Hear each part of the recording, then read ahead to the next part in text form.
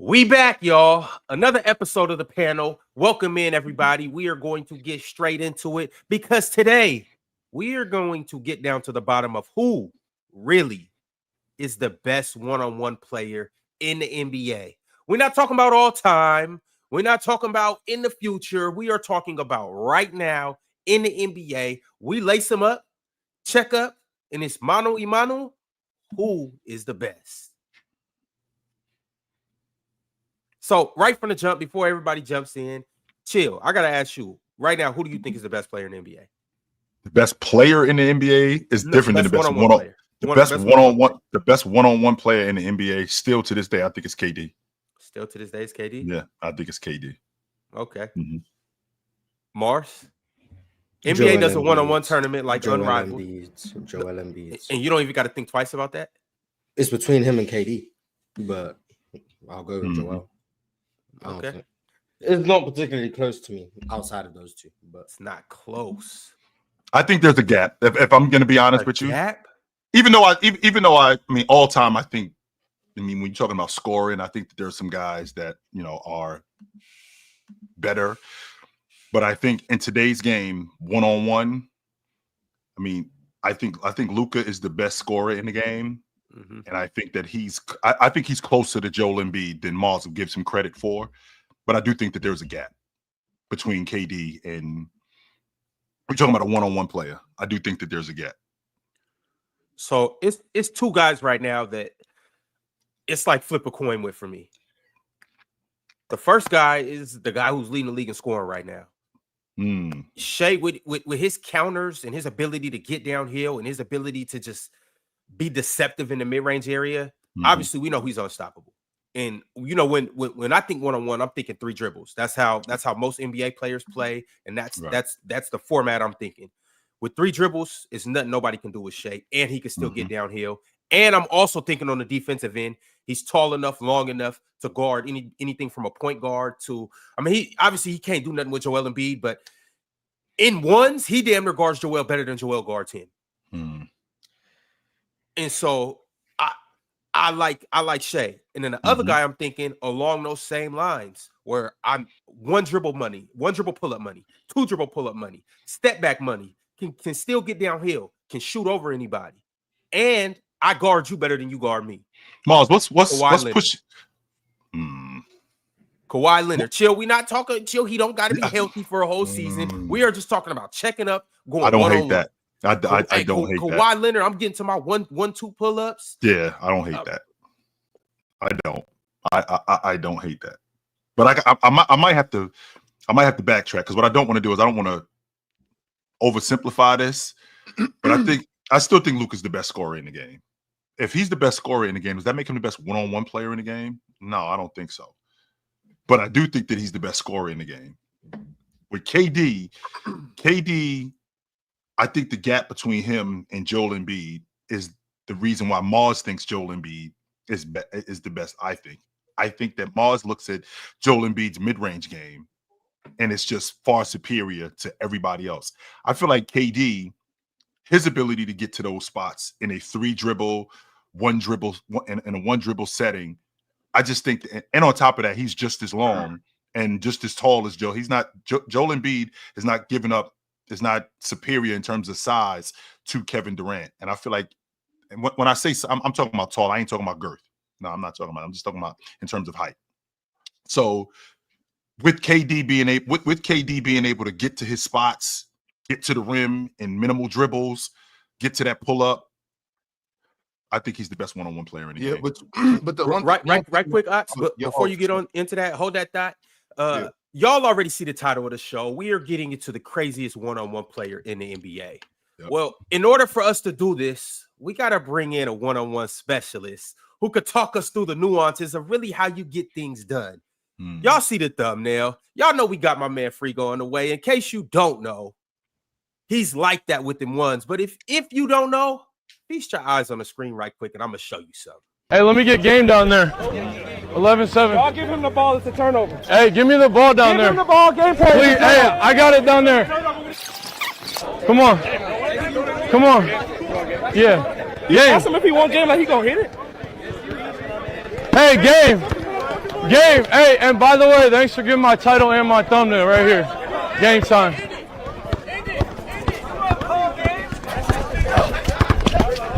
And I told you, get off the court. Get the fuck off the court, too. Get the hell off the court. Hey, so with no further ado, I'm bringing up my man Friga. He got 1 million subscribers on YouTube. He is the co-owner of the Next Chapter, and he also is probably the best bucket getter you know. What's good, my man? How you feeling? What an intro, man. Thank you. Thank you. Like that. I don't like that. No one's got an intro like that on this channel ever. So I mean, no one's been a bucket getter like that on this channel. Crazy. I don't like that kind of shit, Ron. I love it. Get off the court. All that yapping, get off. Out of here. Next, let's go. Get these dudes on the floor. Next, who next? Sometimes you just have to. Absolutely. That's awesome. Thanks. Especially dudes who yap, right? Especially dudes that do all the yapping and they want to get called out. So this bucket is right for you, and this is for the game. Once the game is over, get off the court. Take this whack ass crew with you too. Get out of here.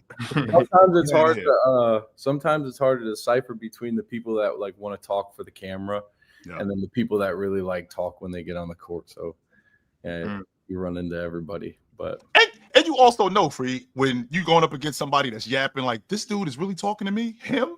Like, are you serious? You talking to me? I know for a fact you can't cover me, and I really don't want to embarrass you. But because you're doing this, all right, fine. I'll give the people what they want, no doubt. It's always fun when the Chihuahuas get the yapping. The Chihuahuas.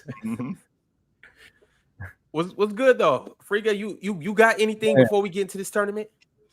No, I mean, just excited to see. I feel like I already know who's going to come out on top though. Like before we even start, I don't know who's all in the list. I know obviously I'm supposed to come in here with some players, but I know we talked a little bit at All-Star Weekend. Yeah. So I'm sure you already kind of have an idea of who I feel like is gonna be the winner here. But I asked Mars, we got Embiid. I asked Chill. Chill said who did Chill say? He said he got KD. He said KD. Yeah. So I'm gonna ask you. And then Friga, I'm gonna ask you, and then here go my man Swiper. I need everybody's prediction before we get into it. So Big Ox, who you got? Well, first, Ron, this is what I was trying to say a little bit ago. We got to come up like right now before we get into it. We need to know how the game is formatted and what are the rules. I like 3 dribbles in the sense of training, working out, but in this sense, I don't think it should be 3 dribbles. I think it should be like a 7 to 10 second shot clock. You know what? Let's ask the co-owner in Next Chapter. What is the one-on-one rules? What are we abiding by? I'm biased, right? I like our rules because we do 4 dribbles and here's the reason. 2 is just not enough. 3, everybody does it. Like everybody does 3 dribbles. It's so common. And 4 just allows you to get in your bag just a little bit more. So we like to do 4 because it's just innovative, just a little bit more different. I like the shot clock idea too, but like I said, I'm biased. I'm always like just a 4 dribble person. Let's see. Only reason I say the shot clock, is because of players like Joel, who I think he does have the ability. I think he needs 6. You know what I'm saying? So, but you can't just sit there and just pound one of the younger guys or smaller guys. I mean, you got to move quick. So that's the only reason I'm really pulling for like a 10-second, 9-second shot clock or something like that. Yeah, 7 seconds, 7 seconds, 8 seconds. I don't know. That's just the thought. I don't want to hold it up though. I'm not really tripping. Whatever y'all Frigo, it's on you. You want to go shot clock? You want to go 4 dribbles? I like the 4 dribbles, to be honest with you, my man. Like I said, I'm always. Let's go with the 4 dribbles. And right quick, a lot of people don't know the difference between that 1 dribble. That 4th dribble, really is a big difference between really getting something off. Well, it depends like on the type of 1v1 player too, because there's some people that are really good at shooting that they only want 1 or 2 dribbles. They want to get their spot and take that shot. Some people have very, very elusive pacing to their game where they can go real slow and hang dribble on that first dribble. Yeah. And then boom, boom, 2 dribbles and then 1 more slow dribble and get to a mid-range shot or get to the cup off 4 dribbles. Or some people stay around the perimeter. So it really depends on the type of play style of the person and how effectively they can use those 4 dribbles. Because like you said, that extra dribble, a lot of people are used to that 3 dribbles, but that extra dribble can really get the defender flying up in the air. If you use the hezzy, You know, the step through world is now opening with the 1v1 space. But yeah, I don't know. All right, so before we get into it, I gotta ask you. I've already asked you this, but 4 dribbles, 1-on-1, everybody in the league, who you got winning? Oh, Kyrie Irving. Could be a cliche answer, but I just feel like having spoken to Kyrie about 1v1, the 1v1 space, like personally, and how he really dissects the game, I just feel like he's very difficult cover in the 1v1. You know. Okay. Yeah, around four dribbles, I got the same answer for Kyrie. If it's a shot clock, if it's like 8 or 9 second shot clock, I'll go Giannis or KD. But with just 4 dribbles, I'm going Kyrie for sure. All right. Swiper, who you got? You know who he's got. But... 4 dribbles. Man, I really don't think a guard's winning. You got a center 4 winning? dribbles, everybody's healthy. I mean, that's fair. That's fair. That's everybody in the league is healthy. I mean, could I like even just a power dribble and setup? I mean, dog, probably like it's probably like something like Embiid, honestly. Like if we're just doing like, because as soon as I get you to my spot on my hip, I'm turning over both of y'all. Like wherever, like I'm turning over you and shooting over you. And then, you know, Embiid, he's so big, like he's going to get you down like to right at that nail area. Then he's going to do just a really quick little step back, and he's already 7'1", and he's a better shooter than Kyrie from mid range too. Like in that setting, I think. So I'm probably taking Embiid, honestly. Like we're doing like straight up, everybody's healthy. We all. No, you're not wrong. The only like tough part about this is that you're going with everybody in the league. I wish there was like some sort of like weight and height class to it in a way, so we could see like, all right, from the 6'9s to the 7'1s, we got so and so, and the 5'11s to the 6'3s, we got blah blah blah. But because, like you said, like how's Kyrie gonna guard Joel Embiid if he's got 4 dribbles and he's got him on his hip? But the beautiful part about that is Joel got to guard Kyrie too. Yeah, but the thing is, he moves so well side to side with Kyrie though. Yeah. Well, I'm saying, but he can close space because of how the sheer size and athleticism, though, is what I'm saying, in a one-on-one setting. One-on-one, Kyrie's, just because there's limits to dribbles and time, Kyrie's gonna guard them better than he guards him. Like especially you checking up from the 3.3 line, the NBA 3-point line. That's a lot of space to get made up. Are we doing every shot? Every shot is new, like no make it take it too. That's one shot. Yeah, one shot. Oh sure. yeah, I'm about to say, it's crash. Like Kyrie's not touching the ball.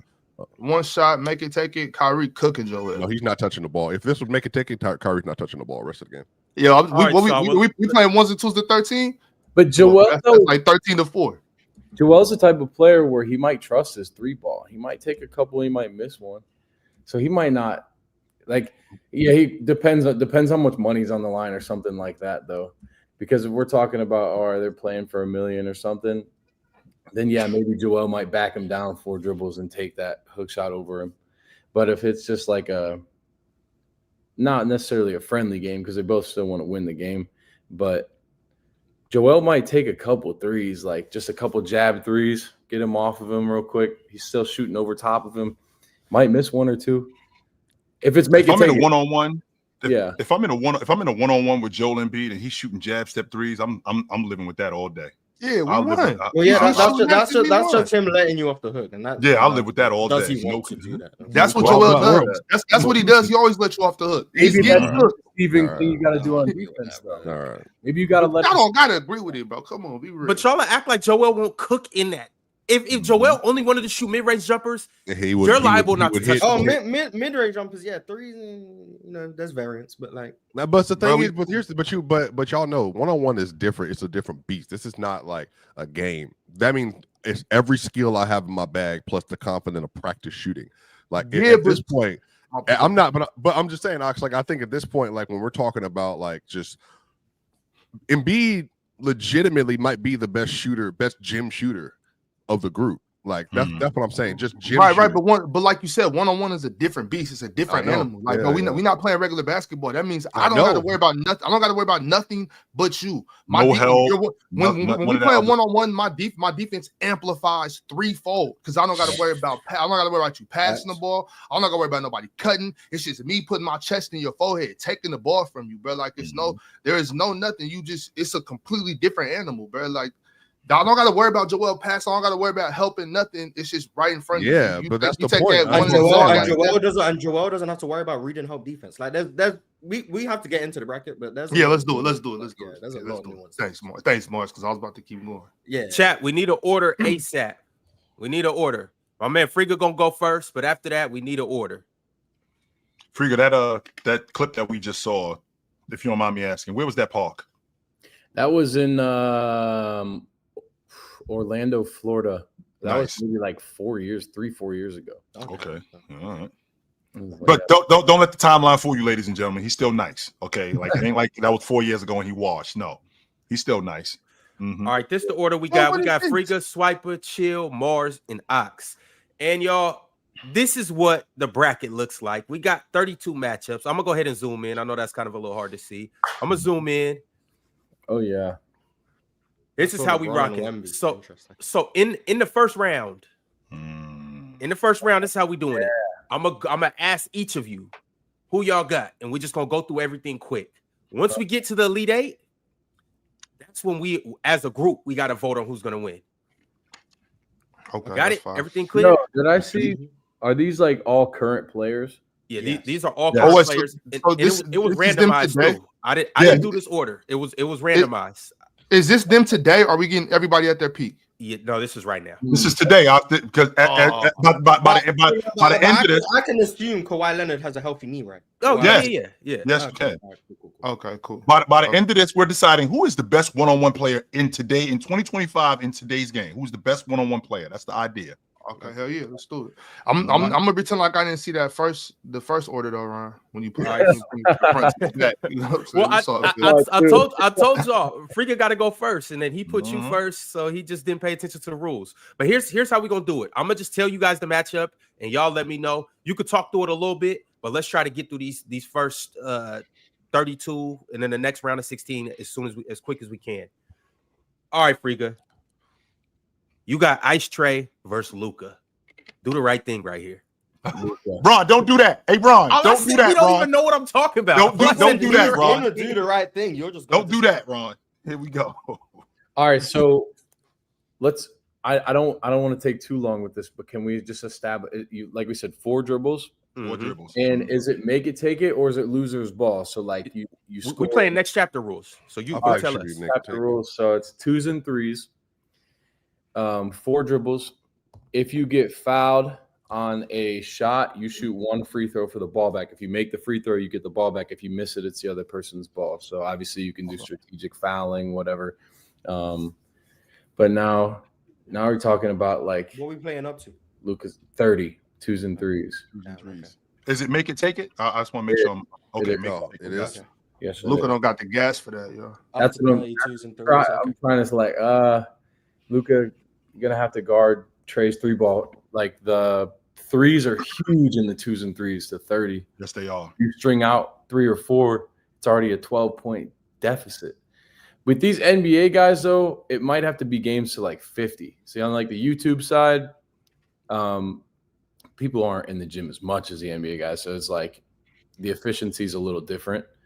But some of the games to 30, they may last like 20, 30 minutes. Mm-hmm. Yeah, I'm a little unsure because they might be stringing out a couple more 3s in a row than the YouTube side for sure.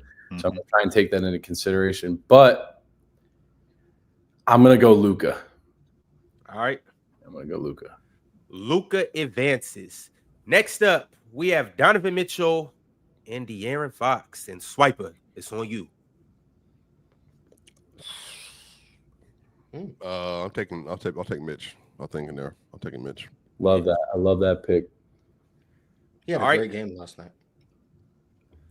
Paulo and Devin Booker. Chill. Book. You're not even thinking twice? No, it's book. Yeah, don't. Yeah. All right. Again, man, 1-on-1 is different than team stuff, dog. Like Book fries him 1-on-1. I don't think Paulo I think he fries him. This is the thing. In a practice, Paulo can probably shoot the heck out of the ball, and maybe he could. 100% Swiper. I won't argue that. No doubt. He's 6'10", dog, and strong and fast, and he got a bink with him too. Yes, he does. And I'm glad you said he got a bink with him. You know what? Book is the bink. That's what Book is. He ain't got no bink. Not only is Book the bink. Not only is Book the bink. I could see Book cleaning the whole left side of the floor out, looking at Paulo like he's a bucket of extra crispy. Give me the feel. You know how creative Book.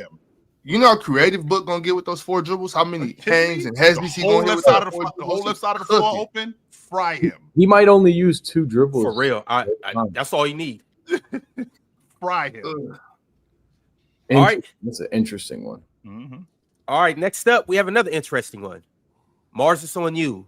Pascal Siakam or Jason Tatum?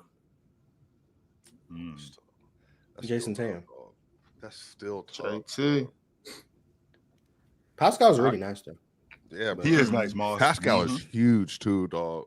He's gonna play some defense too. Swiper, how big is Pascal Siakam? Legit. They both 6'9", both of them. So like, it just depends on who's hitting their shots, bro. They both huge, and they both strap. Like, you know what I mean? And they both can shoot. He gonna be cooking JT with that spin move though. And JT do it. And he's just got long limbs too. Like he just can like stretch around you and just like make some weird like finishes and stuff. He's weird. Pascal might guard JT better than he guards him, Mars. But I like. I think I've heard you say that before. I'm sticking with that. All right, Big Ox, it's on you, and you have a battle of the centers. Battle of the centers. Okay, who I got? Well, battle of the big man. Nikola Jokic versus Giannis Antetokounmpo. Jokic. And I didn't make this matchup. I randomized it. I did not make these matchups. Hold up, my bad. Whoa, hang on. I was saying anybody but Giannis. You know, that's a really interesting matchup, though. Yeah, because we're talking shooting You don't got to shoot.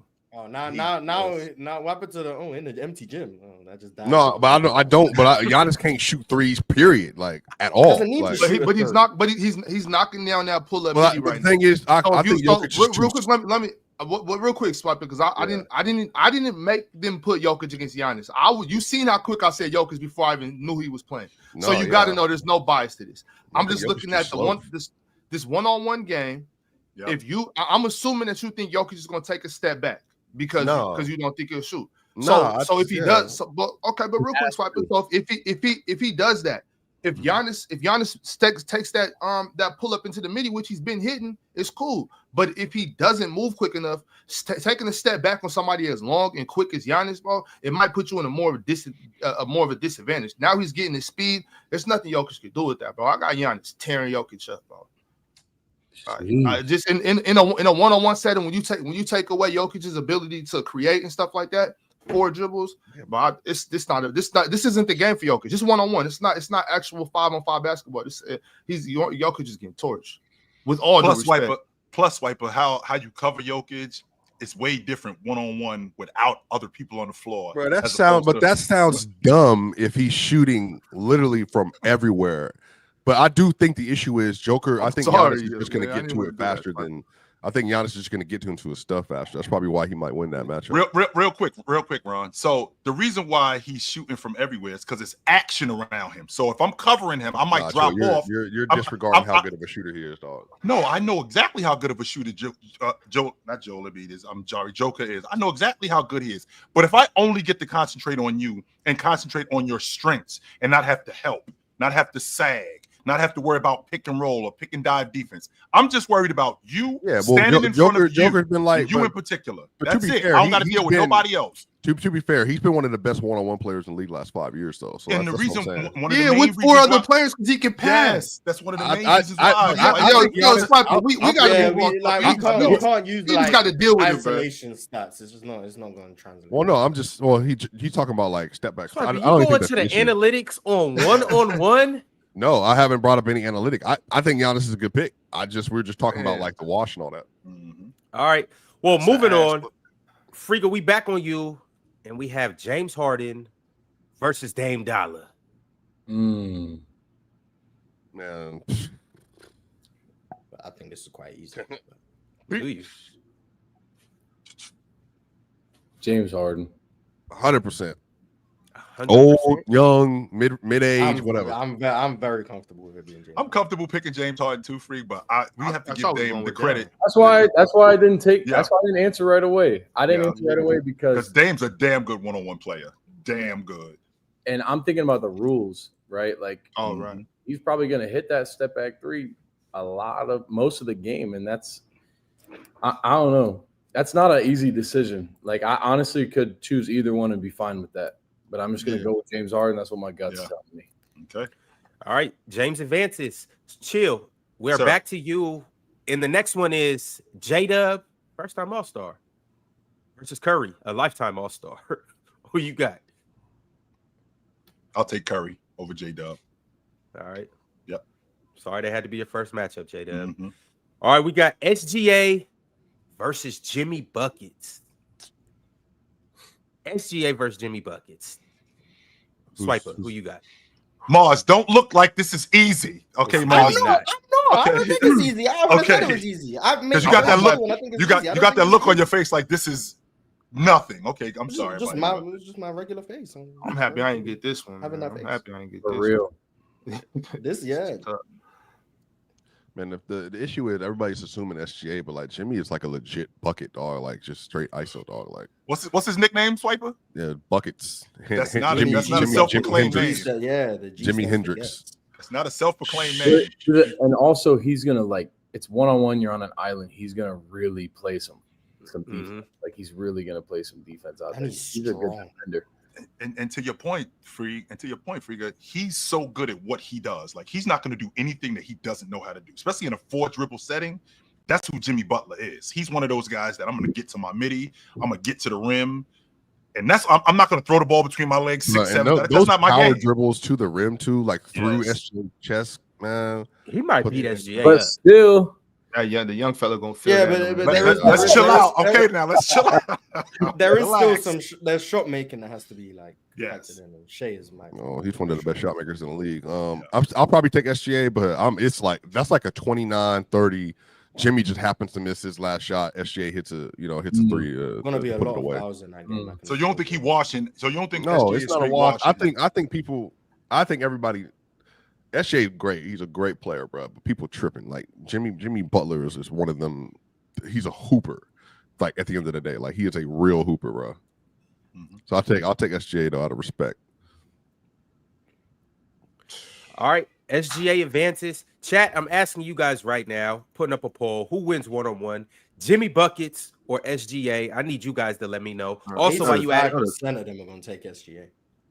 Well, 85%. After you take SGA, make sure you like the video, make sure you comment, make sure you subscribe, all of that good stuff. We're going to keep it pushing. The next matchup that I have for you, Mars, is Franz versus Jalen Brunson. Who? Franz Wagner, Jalen Brunson. Jalen Brunson is just so small. So it's Trey. Yeah, but if it was Jalen Brunson versus Trey, I would take Jalen Brunson. But he's going up against a 6'10" Franz. Like that's tough. But different conversation. Unfortunately, Trey's out, so we'll never know. Interesting. I got Jalen Brunson. Wow. All right. See how fast some of the guards can eliminate these bigs. Like, I mean, obviously we got to see the game for us to really be able to like tell the difference. But just a thought that I had when we went back to the Kyrie, Joel Embiid conversation, because like we can say what we want about the game, but we wouldn't truly know until it actually were to happen in front of our eyes. We would have chose Brunson as well. That's tough though, mainly because of the size difference. But Brunson's strong, low center of gravity, is physical defensively. He's gonna have to try and like meet Franz up top. It's not gonna happen, but you gotta just try and like throw him off his rhythm on them floaters and those touch shots. And then offensively, I mean, he's got footwork, strength, versatility. I don't think the cat likes that. that one. I'm looking at it. I mean, I'm fine. Like the size is obviously the biggest issue, but it's like I've seen Jalen Brunson enough where he's not going to be able to affect Franz's shot, but he's strong enough to where Franz might not get to where he wants to get to comfortably. And then can he finish over the top as consistently as I want? I don't know. That's why I'm picking Brunson. But well, could he affect his shot, Mars? Because we're talking about a 6'10" guy, and the game's not going to start like on the box or in the mid post. The game's going to start like around the 3-point line. So I can get up underneath you, and you only got 4 dribbles. So you trying to back me down in 4 dribbles. You can affect him in terms of he's not going to get into his shot comfortably, but once he gets to his release point, he's not going to affect anything. So it's like can you make him uncomfortable on the gather, on getting to where he wants to get to? Can he do that enough? And that's where I'm gonna go with Brunson. I think he can do that enough. And then offensively, I think he's got enough counters, especially in that in between. And very much Franz has a skill set, and a little bit like explosive speed to where he doesn't have to back Jalen Brunson down. He can if he can get Jalen Brunson to shift to one side or lead him to one side, he get Jalen Brunson on his hip. He's very equipped to score without having to back him down. I respect your pick though, Mars. I'm just saying, like, it's not that situation at all. Like Jalen Brunson got to get under Franz. He can't let him get. That's what I'm assuming he does. That's what I'm assuming. He got to stay standard. I'm not convinced. I'm not convinced of my answer. I went with Brunson. I'm not gonna like change it because I've already picked him, but I'm not convinced of that answer. And I'm also thinking, I know we got to move on. I'm very much like James Harden. I can't discount how difficult it is dealing with a lefty. Dealing with left-handed players is very hard to deal with, especially as a righty. All of your defensive principles are the opposite, all of them. So I have to take that into account. Yo, Jalen Brunson's gonna be shifting that boy all over the place. That's what I'm thinking. He's gonna need a back realignment, hip realignment. Talking about his left shoe gonna be on his right foot, his headband gonna be twisted back.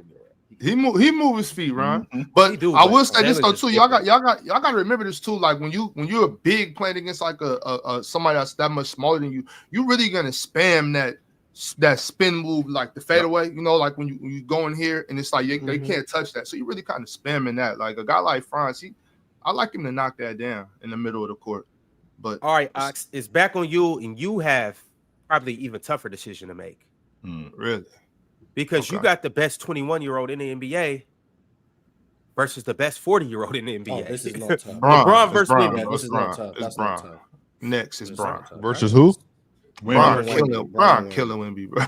It's not even gonna be. Yeah, that's not even close. Respectfully, that's not fair at all. No, well, disrespectfully, I guess to y'all, I do think that Wemby would put some matchup advantages in there, but I do think Bron will win.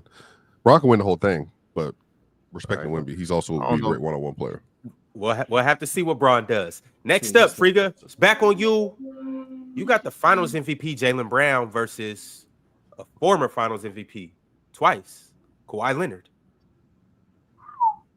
That's gonna be a hell of a game. I love to see this. I would have loved to see Jaylen Brown versus Jimmy Butler. But... Oh my goodness! I think Kawhi wins that. Defensively, I just see him getting the job done. But wow, that's a tough one. I'm not gonna lie. I got Kawhi winning that one. Freak, you actually, I think you're putting a little bit more on it. I think Leonard smokes him. I think that handle is weak. I think he disrupts everything Jaylen Brown trying to do. I think he smokes him. Well, at least I got the right answer. I think Leonard's like, I don't know. But I think he was just being respectful about it. Yeah. I think Jaylen Brown, though, I do think he's just. Yeah, obviously, like we're talking about his game. I'm not talking about outside. And when I say misunderstood, I just think like his game, like he's efficient, he's good, he's like, I could see him really just getting to his spot every time. But I just feel like Kawhi's just gonna really play good defense the whole game. Through. But yeah. All right, Swiper is back on you, and you have Anthony Edwards versus Ja Morant. Yeah, I feel like that one. Better shooter, better driver, better defender. Well, let me ask you this, Wiper. Is Ant gonna bail Ja out with bad shots? No, he's a better shooter than him. So whatever bad shot you think Ant has, respect. No, Ja, he could be a good one-on-one player too, but he's not getting it off consistently versus Ant. I would even argue Ant's more athletic than he is too. Like maybe not vertically, depends on whatever, but yeah, Ant for sure. That's a bad matchup. I saw Ant bailing Isaiah Hartenstein out last night with some bad threes. That's crazy. I saw if Rudy Gobert was on that court, that game would have went different, but that's what I saw. Shout out to DPOY, who's not gonna win DPOY this year, by the way. All right, chill. We're Sir. looping back around to you, and you have Tyrese Maxey versus who you said is the best in here, Kevin Durant. Oh, damn. God. Tyrese. Let me stop bullshitting. KD serves him. KD serves him. That's an unfortunate matchup. Yes. It is because Tyrese Maxey is actually a phenomenal 1v1 player. Mm. There's a lot of if he was going against John Morant, like I think he's on to the next round. It's just That's like Duke. That's like Duke, Mississippi Valley State. Yeah, he just got a bad Mississippi matchup. Valley. You don't want to think about that for a That's second. at least Vanderbilt. No. I mean, we can waste time thinking about it to come to the same conclusion if you want, but like, there's no need. I mean, I think KD might probably should pull it out, but I mean, I don't want to be as disrespectful. Tyrese hard to stay in front of, and I've seen him make Very tough well, shots. And with KD, with his range, and KD can still move his feet a little bit. I'm not going to go as far as to say that KD skunks him, but I don't think it's close. It's gonna be. No. Yeah, you're right. I agree. All right, Mars, you have tough decisions to make too. With a similar matchup, Cade Cunningham versus who you said is going to win, Joel Embiid. Oh, well, yeah. Once again, it's unfortunate for Cade. It's tough. It's an unfortunate matchup. Yeah, Joel Embiid. And that one I actually don't think is close. Like, no disrespect to Cade. I think he has zero chance. All right. Once again, these matchups continue to get tough because Big Ox, you have to put your biasness aside and make a real answer. I don't got no bias. We got Debo, DeMar DeRozan. You sure you don't got no bias? We got Debo, DeMar DeRozan. Don't do this, Ron. No, this is just how it lined up. I promise you, this is how it lined up. If you say Luka Doncic right now, bro, I'm gonna be pissed. No, we already did. Luka already beat Trey. Oh, that's right. My bad. That's right. Okay, cool. We got Debo versus Kyrie Irving. I need my chain back. I need my chain back, Debo. I need my chain back. Bro, what? That happened way too early. That happened way too It's early. no way, Ron. It's no way you just did that. There's no way I'm gonna watch DeMar going out in round one. Is so just Friga sound like that's a Sweet 16 matchup. Like that's that shouldn't happen first. That's an Elite 8 Yeah, matchup. no, that's crazy. You should have switched that, Ron, because hey, I said what I said at the beginning of this. What? And that boy better run that chain. You better run your jewels, Kyrie. Oh, for real? So Kyrie going home? Yo, there's nothing he can do. When he get the ball, we talk about Debo. What are you gonna do? So wait. Let me ask you. DeMar DeRozan or Kyrie Irving? Who you got? Debo. This is wild as hell right here. I mean, I disagree, but I'm not gonna say it's wild. I disagree, but I mean, I'm saying how is Kyrie gonna get the ball back? He not skunking him, Ox. Yeah, chill out. Rattling off 15 straight minutes. Okay, Ox. Well, I'm not saying that, but I'm saying he gonna rattle off a lot in a row. Like he gonna go 6 in a row, 7 in a row. Ox, we all clear. Wow, this is crazy, bro. This is crazy. DeMar DeRozan ain't exactly. DeMar can play with no dribbles too. That's the problem. You can't be mad at the pick. I would have chose Kyrie, but I'm not mad at DeMar. You can't. It's not like I didn't. Wait, who versus who? DeMar and Kyrie. Who said DeMar? Ox, it was his pick. Oh, Ox made the pick. Yep. Yeah, and it's like you every can't be mad at it. Every time Ox would have said De'Aaron Fox too. So whatever, we know what this is. I wouldn't have said De'Aaron Fox. I had Kyrie winning, but that's because I wasn't thinking about. I wasn't thinking about Debo. All right. Repercussions of DeMar DeRozan match. Right, Yeah, well, I feel like the chat's drastically overreacting. I think like Ox has just said the most egregious thing ever, but I also. Oh, well, that's what they do. You know. But I do disagree. I would have picked Kyrie.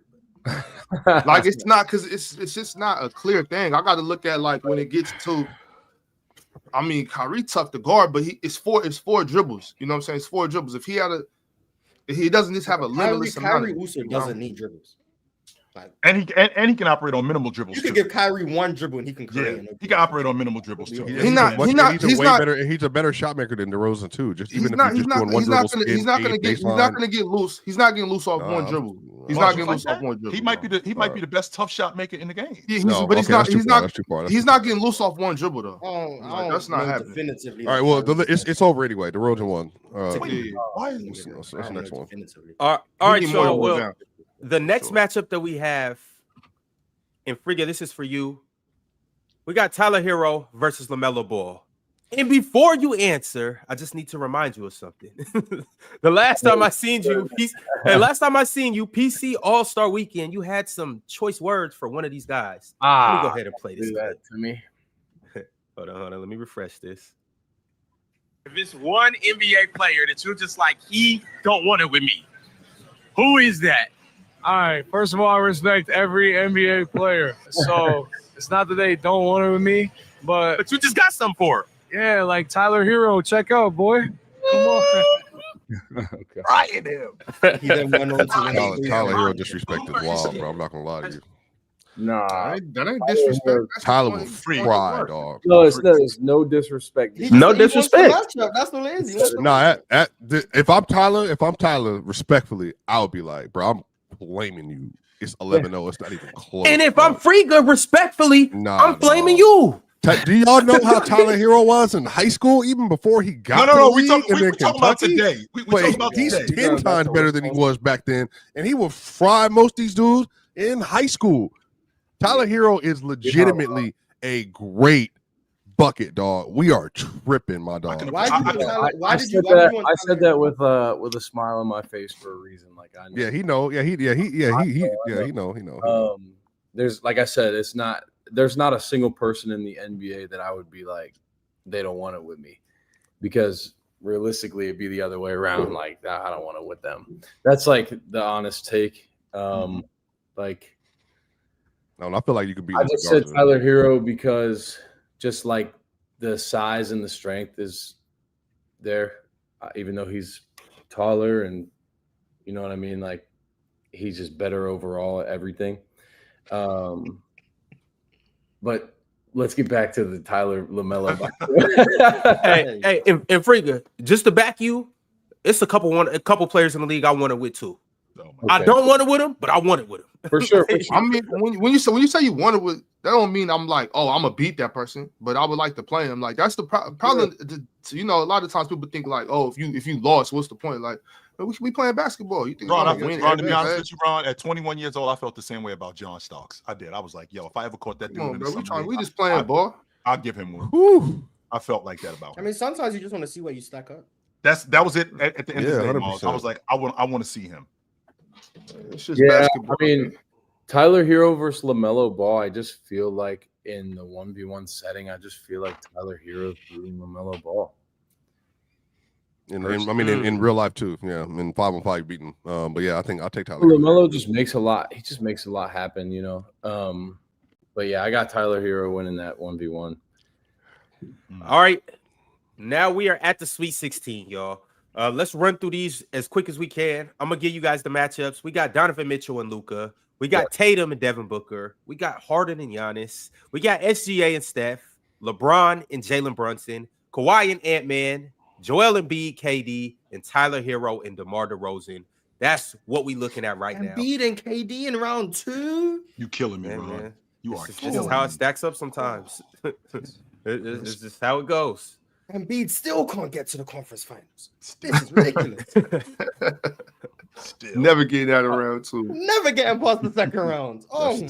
All right, Swiper, it's on you. You got Donovan Mitchell and Luka Doncic. Ooh, that's tough, dog. I'll probably in this setting, I'll probably take D Mitch because that first step is going to be cooking. He's a shooter too. I'll probably take D Mitch, but yeah, I'll take D Mitch. I'll just stand on my ground. I'll give Mitch. All right. Damn. It's exactly the word, Ron. Damn. Mitch is nice, dog. Oh, for sure. I mean, we're no one in the second round is not nice. No, I mean, but Luka's cold too. It's just like if I'm Mitch, he's a great pull-up shooter. He got a nice handle to him. He blowing by Luka, finishing either hand. Yeah. And then he gonna get in the shirt on the other end, and then Luka's obviously gonna hit some shots, but like, yeah, I don't know. All right, tough. Chill, sir. Chats, you can't make this type of stuff up. Oh, he's got the Jason Tatum. You got Devin Booker versus Jason Tatum. Who you rocking with? Jason Tatum. Quick. Basketball reading why? I think he does a lot of the stuff that Devin Booker does, and he's bigger. And I think he could get to his shot over Devin Booker. And I think he could be a little bit more physical with Devin Booker. That's not to say that Devin Booker is not going to give him work, because on that left side of I'm thinking particularly with Devin Booker on the left side of the floor, how difficult he is to deal with. But I'm thinking about Jason Tatum. A lot of the stuff you do, I do it too. In minimal dribbles, 4 dribbles, I can shoot over the top of you. I can get to my midi. I can get to the post in 4 dribbles, and I can just rise up over the top of you. And you can't really do nothing with me. I think it's a 30-24 game, 30-26 game. While y'all playing, Tatum might mess around and win this whole thing. Oh, no. It stops. No chance? Yeah, Oh, okay. Probably, but we'll see. All right, well, we got Harden and we got Giannis, and it's on you, Mars. Run and dunk man is what James Harden called him. Versus step back man. Yeah, I'm not gonna lie. Them getting a matchup is crazy. It's fire. I got James. All right. James is I think Giannis wants to guard James. I don't think James wants to deal with Giannis. I mean, I would disagree based on the context within the NBA that I've watched James take that assignment many times. But with Giannis? Yes, many times. So. Wow. I've watched him on 100 100 times, take that yeah. assignment. But like, I once want to make it clear, I'm not judging who I think would win a one-on-one based on what I've seen in the NBA. But I just off what you said, I've seen James Harden take that assignment. But yeah, I got James Harden. The first step I think is just too fast. I don't think Giannis is going to be able to keep up with that. Then obviously you got the shot making, shot creation. Sure. And I think obviously Giannis's superpower is the size and the speed and getting downhill. But James Harden is so damn strong. Like, he's ridiculously strong. To where if he can cut Giannis off, like obviously I'm not saying he's going to consistently. Sure. But if he can cut Giannis off, I do think he's strong enough to make Giannis have to make some difficult decisions where he might have to make some turnaround jumpers, or he might have to make some floaters off balance and stuff, which he can do. But I trust James Harden more. And I'm sorry, I'm not of the belief that NBA players in one-on-ones against each other are just going to be able to get to the rim and dunk on people the whole time. No, that's not. I'm not calling Giannis run a dunk man. But if you believe that Giannis is going to get 12 dunks in a one-on-one, I think you're stupid. And I'm saying that with the utmost respect. I just don't think that's happening. He's going to have to make some shots. He's going to have to make some floaters, some hooks, which he can do. But I trust James Harden's first step and his ability to create separation over what I think Giannis would have to do. Well, Mars, 2 things can be true. He can still be running dunk man, but not get to the rim as much. That could happen. Oh yeah, for sure. Like, I mean, he's still gonna get to the basket. There's gonna be times where like James Harden cuts him off, he spins off him, he's getting to a layup or a dunk. Like, that's happening, but it's not happening to the degree where it's like, oh well, oh my god, Giannis just gets to the rim. He's gonna get 15 dunks. Like, shut up. I'm just not gonna listen to it. So, all right. Before we get to the next pick, I got something I gotta tell you guys about. It's a beautiful app called PrizePicks where you can run your game, control your game, and ultimately win your game. Y'all, it's fairly easy. All you have to do is download the app, and you use promo code PANEL, and after you do that, you'll play $5 and get $50 back instantly. Where else can you give somebody a $5 bill and get a $50 bill back? Only at PrizePicks. And it's so easy. I'm going to show you guys how it's done just like this right here and now. You see, I'm going to take 4 players and I'm going to pick more or less on their player projections, and then I'm going to win my money. And you know what, y'all? We're doing a one-on-one episode, so I'm going to go with 4 guys that play tonight that are still in this tournament. The first one, Ox, can you give me James Harden? We were just talking about him. Can you give me James? Whatever his scoring projection is, if he has a demon pick, do that. And whatever it is, go more. 30 for James? Yeah, I guess we'll take it. All right. Jokic. He's the 3rd leading scorer in the NBA, right? He's not 4th? still in it. Yes, he is. Oh, he's not. Damn. Well, he's the 4th leader in the NBA, so we're going to take him anyways. What's his demon? 35 and a half. Yep. Yeah, well, give me that. Got it. Okay. SGA. He's the NBA's leading scorer, right? What's his demon? Demon. Yeah. 34 and a half. 34 and a half. Oh, that's easy money. Give me that. Right, word. And last but not least, the 5th leading scorer in the NBA who's playing against SGA tonight. Give me Ant. We're going all buckets today, y'all. I see. 34 and a half. Yeah, run that. Oh. All right, y'all. As you can see, Yes, sir. $20 turns into $1,840, and just like that, we just broke the bank. We're doing it. All right, cool. We back into it, y'all. Let's get it done. Next up, it's on you, Ox, and you have a tough decision to make. You have SGA versus Steph Curry. Ooh. I mean, that's not really that tough. My boy, you be waking up to do it, man. That's crazy, bro. That three ball is a different weapon, man. It's a different one, Mars. I mean, Steph, like I say, Steph Curry is the most dangerous man walking. My thing is, SGA gonna guard him better than he guard SGA. I'm going with SGA. Curry's out. Just like, you know, we playing ones, like you got 4 dribbles. You're not just gonna keep putting, you know, you're not just gonna keep smacking that. Like I gotta believe that SGA got more pride than just to watch Steph shoot. So Pride. Yeah, I think he can contest as much as he wants. It's Steph. Pride. I mean, just Your pride like ain't you helping said, you. just like you said, if it's stupid to think that Giannis is gonna get 15 straight dunks, it's stupid to think that Steph's gonna hit 10 Who's straight getting- threes. Oh, for sure, absolutely. I mean, none of these matchups are gonna be like 30-0 or what. Like none. That's never gonna happen. It's just analytically, Steph make 5-6 threes. SJ has to make like 8 shots to match up. It's tough. Yeah, I got SGA for sure.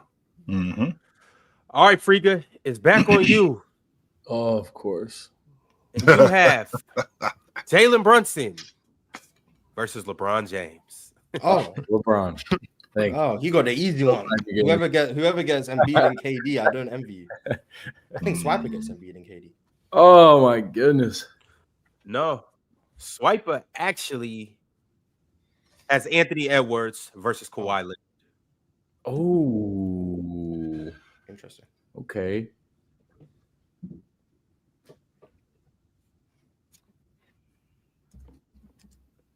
And still going Why? here. The first step. Yeah, I mean, first step, I think even we're doing healthy, but even still, like, I don't think Kawhi Leonard's just going to be able to consistently stay in front of Ant in a one-on-one setting. I think also the shooting is going to matter with Ant. I think, you know, just like some of this is like also like just like how do you estimate them as like hoopers in a one-on-one setting? I think Ant's just going to go straight killer, and I think Kawhi, I think there's some things he does really well. Like, and I think it'll be close, but I'm probably still going to take Ant here, and I'm going to give the edge to you. He has a decided athletic advantage right now. So how often in 1v1s, and I'm a defer to the experts, I guess. How often in 1v1s do you see blow-bys happen? you got to think about it, Marge. If I get you on my hip somehow, or even if I like get you out of my way, like Ron, because you know, because I haven't played one-on-one in years, but Ron, you remember when you and I were playing, even just like if you're able to get somebody out of your way just a little bit, and you got the athleticism to get downhill and like the speed off the first 2 steps, 4 dribbles, I can get to the rim in 1. And so I just think Ant, if he's able to just get him out of his way a little bit, he's dribbling, power dribble, and he's going straight up, and he's already like at the level of the rim before Kawhi gets there. How does he get Kawhi on his hip? Well, I think his handle gets him out the way. That's what I'm saying. Like it's just a crack. Like it's literally just go ahead. If Ant hits like 1 or 2, he's gonna have to respect that jumper. Give him a nice hezzy, make him budge a little bit. Then he can. It's gonna happen to everybody at least once throughout the game for sure. How often though?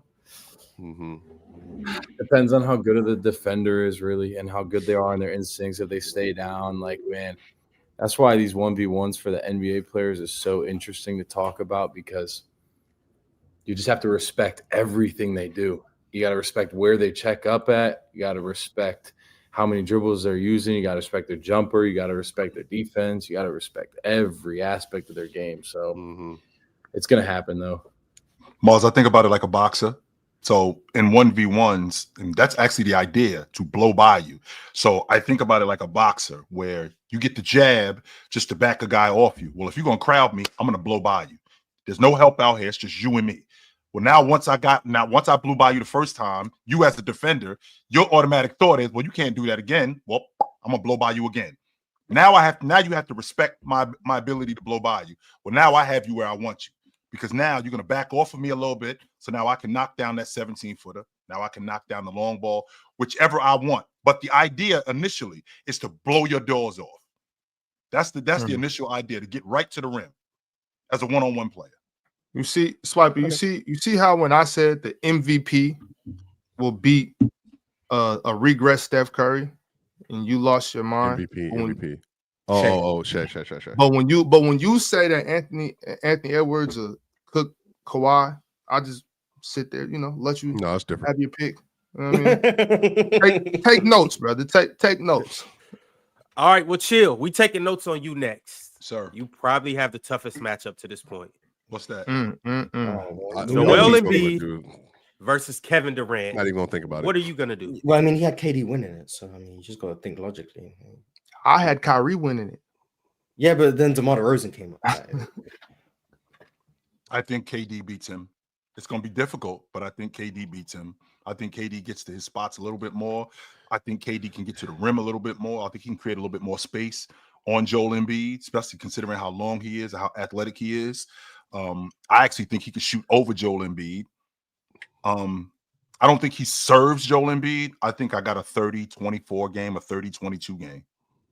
That's a serve and one-on-one. No, that's not a serve. A serve is 30 to 14, 30 to 18. That's a serve. Yes. And that means you missed 4 shots. Okay, and the reason why I'm saying that, is because the reason why I'm saying that is I think that relative to the other person. I think that KD pulls away late. Gotcha. I think he outlasts Joel Embiid ultimately. All right. Next up, Mars. Talk to me. You got Tyler Hero and DeMar DeRozan. DeMar. I'm so pissed that Joel Embiid lost. DeMar DeRozan. You're gonna give me my chain back. I don't know when I'm gonna get it back, but you giving me back my chain. Nah, it's already gone. It's already gone. You gonna give me my chain back. I don't think that chain gonna last for too much longer. Yeah, you gonna give me my chain back. We have the Elite 8 set. So we're gonna go ahead and get into that here in a second. Before we do that, yo, Friga, my man, I know you said you only have an hour, so want to respect your time and whatnot. Yep. But before we even get close to that time, well, we're close to it, but before we get to the point where you're ready to jump off, I gotta ask, who is your top 5 one-on-one players ever? Who's the goated one-on-one players? In and out of the league?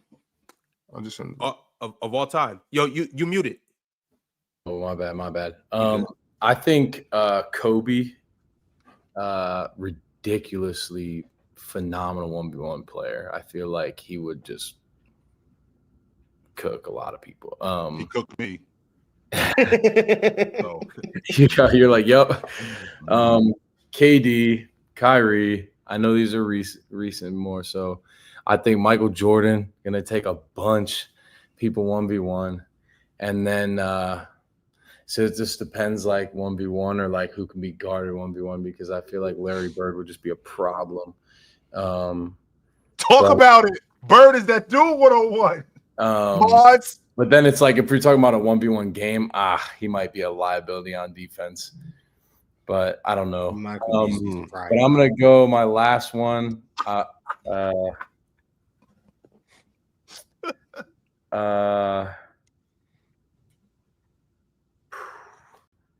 Who? And I might need some help. It's a lot to choose from. Yes, it is. P-Mac. Carmelo is a good option. Carmelo is a really good option because he might without dribbling one time.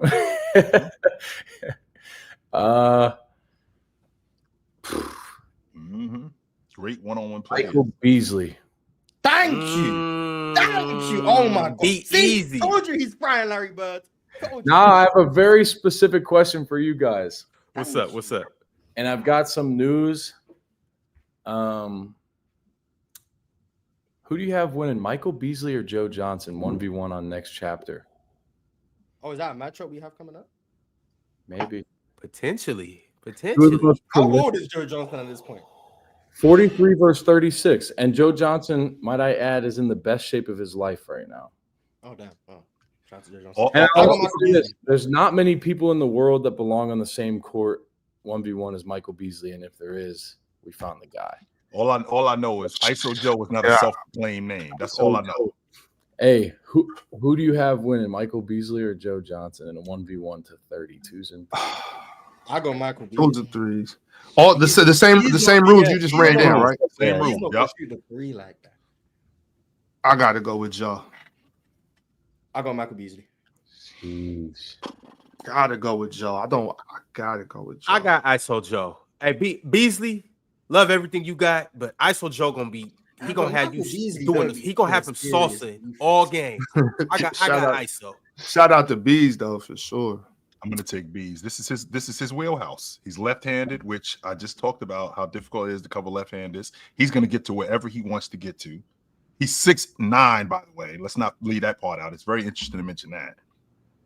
Left-handed, money mid-range, and the most important part, which he said it himself, I'm your favorite player's favorite player.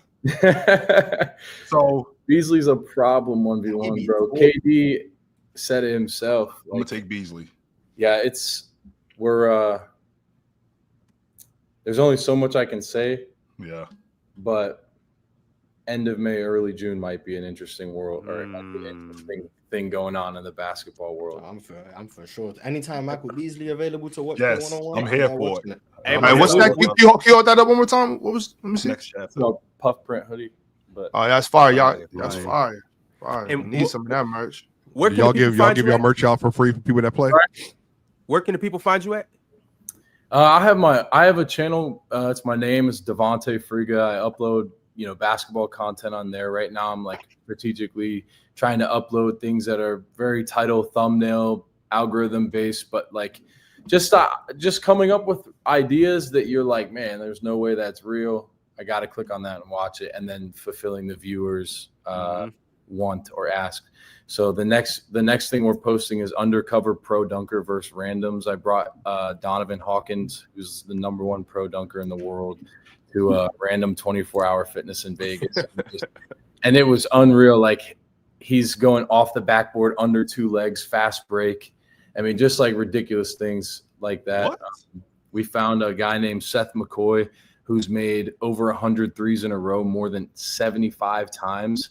And he's made 187 threes in a row before. He goes on live. He's a TikTok guy. He just shoots threes all day long. And he's literally one of the best shooters in the world. People were calling me crazy for saying it, but like there's maybe 20 people in the world that can make 100 threes in a row. And he's done it over 75 times. Like he could go shot for shot with NBA players. And I know that sounds absurd, but we brought him to just play against a high school team. And so it was fun to see him like in his element or outside of his element, because he's a catch and shoot 3 guy. He can do it in game. He's his leading 3-point scorer for the college that he went to. Like he's not a slouch. He's not an NBA player, but he's not like, just a guy that's just randomly shooting threes. But just like specific videos like that. And then, like you mentioned at the beginning, I'm the co-owner of the Next Chapter. We're a basketball platform. We've grown from 0 to 800,000 subscribers in 2 years. Our main goal right now is to build the UFC of 1v1 basketball. And we're doing that. We just had our first pay-per-view, our first live stream on February 1st. It was a massive success. You heard about the Beasley Joe Johnson possibility here coming up. We want to, for years, boxing was the only thing around. This is the reason I say UFC of 1v1, but for years, boxing was the only thing around for combat sports that was like press conferences, pay-per-views, live streams. Let's get the beef settled. Let's box, whatever. The UFC is only a 20-year-old business, and they're a multi-billion-dollar industry paying these MMA athletes, millions to get in the ring and do these big matchups. And not only that, but they control their own narrative. They create these storylines, and the formula's there. Why can't it be there for 1v1 basketball? And so our goal is to take this huge social boom era right now and push 1v1 basketball to where it belongs. A YouTuber just made $46,000 in 17 minutes in the last 1v1 that we did. He took home $46K for one single game. And so if a YouTuber is doing that, now if we can get some of these NBA guys, some of these big name guys versus YouTubers or NBA versus NBA, now we're talking about huge paydays. And it's not just the payday, it's like getting people paid what they deserve for these huge matchups. Yeah. Getting these things happen, like these myths. The Michael Beasley 1v1 myth that everyone knows about but has never seen, we might finally be able to make it happen. And that's just, we're really trying to create something that's never been done before and turn it into a multi-billion-dollar industry and get everybody paid and just do like the right thing with it, grow the industry into a massive, massive thing. That's fire. Well, that's fire. We gonna be tapped in for sure. And if that happens, well, when it happens, the Beasley versus ISO Joe, everybody in the chat, y'all stay tapped in, y'all stay locked in. Yo, and Friga, we would love to pull up and cover everything that's going on. Okay. We'll let to pull up and check up. That too.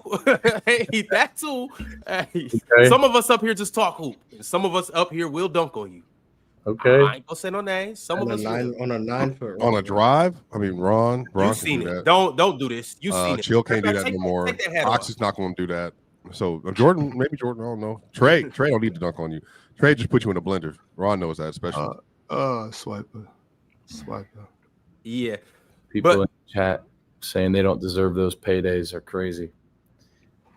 Insane. Everybody deserves to make money. I mean, shoot, whatever you're doing, you deserve to make money. Bro. Supply and demand, man. If people want to see it, people gonna pay to see it. And it's obvious that people want to see it. It's obvious that people want to see it. So then the people who are providing the entertainment and providing the product deserve to get paid. It's common sense. When's the next time you lacing them up? I have a 1v1 March 8th in Cincinnati, so it should be Cincinnati, Ohio. Should be pretty fun. One of our bigger next chapter events. We do these events where we go to different cities and we'll play against some of the top guys in the city. We'll bring some of our top guys and play. That's cool. Just to give people the chance to put on for their city, and also gives us a chance to find new hoopers in this space, people that want to kind of get into the online basketball world. Obviously, there's not a ton of respect around it, but just like with anything, if you're constantly trying to progress with the right narrative and honestly just working for it, then I feel like we'll be able to change that narrative. But right now, I mean, we'll take the backlash, we'll take the hit on whatever the online YouTuber basketball world might be. But there's some dogs in this space, man. So shout out to you, bro. The platform's cold, dog. I'm about to follow you right now. Sorry, what did you say? Y'all came to Seattle yet? Seattle, no. Soon though. Let me know when you're ready to come out here. I'll hit Rodney Stuckey. I'll hit Jamal. I'll hit some of my other guys out here, and we'll try to get the best hoopers out there. We were just about to do a video with Jamal. We were going to do sneaking Jamal Crawford into an LA Fitness, just like hiding him in, like promoting a run, hiding him in the crowd. Somebody was going to fake get injured after the first game. Well, we're still doing this, by the way, but Jamal just broke his finger, so we just got to wait. But we're going to hide him in the crowd and just, does anybody else want to hoop? And he'll step forward and do this scene where Jamal Crawford kind of just hits the court and plays against a bunch of random people. But it's going to be fun. It's going to be real. It's not going to be fun for the other team, but it's going to be fun. Absolutely. Yeah, but Friga, I don't know if you got to go or not, but we're going to get back to this list. So if you able to stay for a few more minutes. Yeah, I definitely want to stay and figure out the rest of figure out who ends up winning this. But I'll let you guys know. Let's do it. Let's get it. So we back into it. This is the Elite Eight right now, in case you are wondering. Let me go ahead and zoom in. All right. We got DeRozan versus Kevin Durant. DeRozan. Who is that? DeMar DeRozan. That's who. DeMar DeRozan. Who DeRozan is. He plays for Set. It's an A, not an E, Ron. Who's DeRozan? Well, DeRozan, the Frozen versus Kevin Durant. And we got Ant-Man versus LeBron James.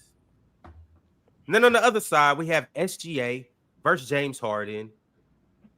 And we got Jason Tatum versus Donovan Mitchell. This is what we looking at, y'all. Mm-hmm. I'm so pissed. All right, so at this stage and in this round, we are all voting. Mars want to now we see have Joel it's a Embiid and collective KD in the majority. final. That's what he wants to see. Yes, that's what it should have been.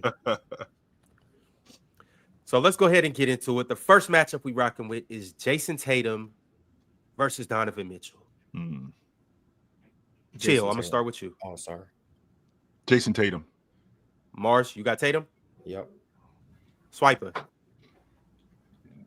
Excuse me. Considering actual basketball, dog. No, I was considering netball. What does that mean? Shoot, it might be. Yeah, I take Tatum, man. But I just think D. Mitchell's cold, dog. He is. I'll take Tatum, though. Very much like boxing. You could be a boxer and be cold and still get your ass whooped. I don't know if you would, though. That's the thing. But I'll take Tatum. Yeah, I think with this one, I'm gonna go with JT as well. Friga. I mean, my vote doesn't matter anymore. So, but who would you have went with? I'm going with Tatum. All right. Even though I want to say Donovan Mitchell. Tatum with the clean sweep on Donovan Mitchell. Mitchell got a lot farther than I thought he would get anyways. Who did he just beat last round? Mitchell is He beat crazy, Luka. dog. I mean, it's not that much of a surprise. 100% Swiper. He is, yo. 100% he is. All right. And also, I ran a chat in the poll, or a poll in the chat. I ran a poll in the chat, and I said, who wins one-on-one? The big pay-per-view matchup with ISO Joe versus Michael Beasley. And you guys voted, 61% of you voted that Mike Beasley's gonna beat ISO Joe. That's the hard work I've done in the chat pushing Michael Beasley propaganda for 2.5 years.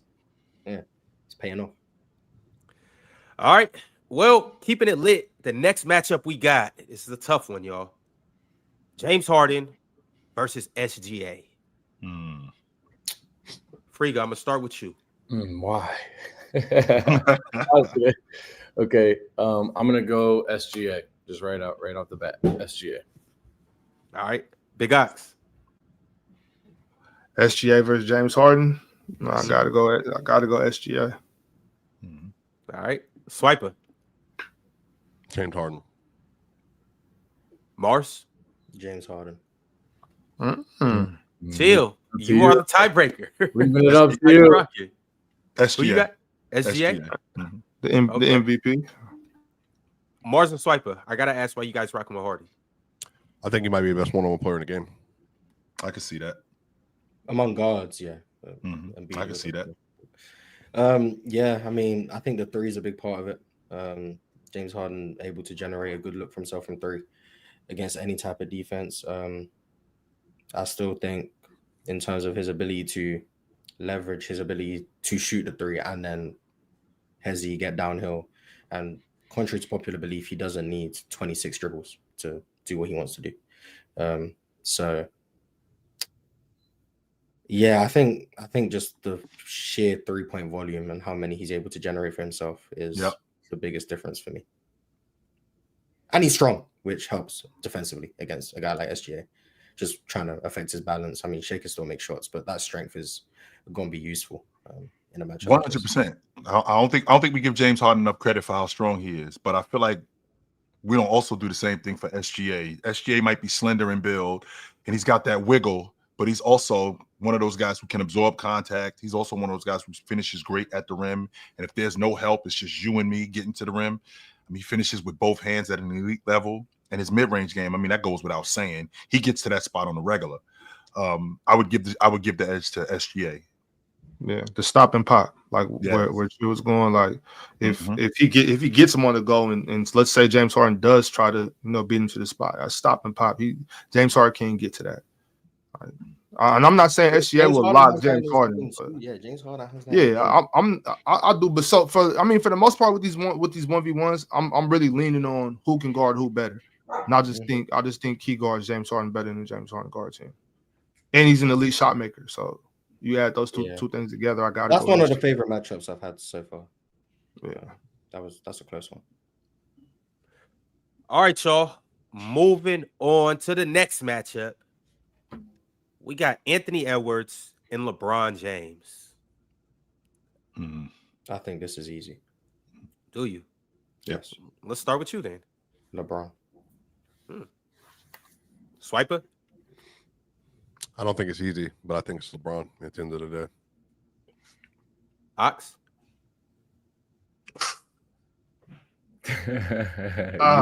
You want to say it so bad.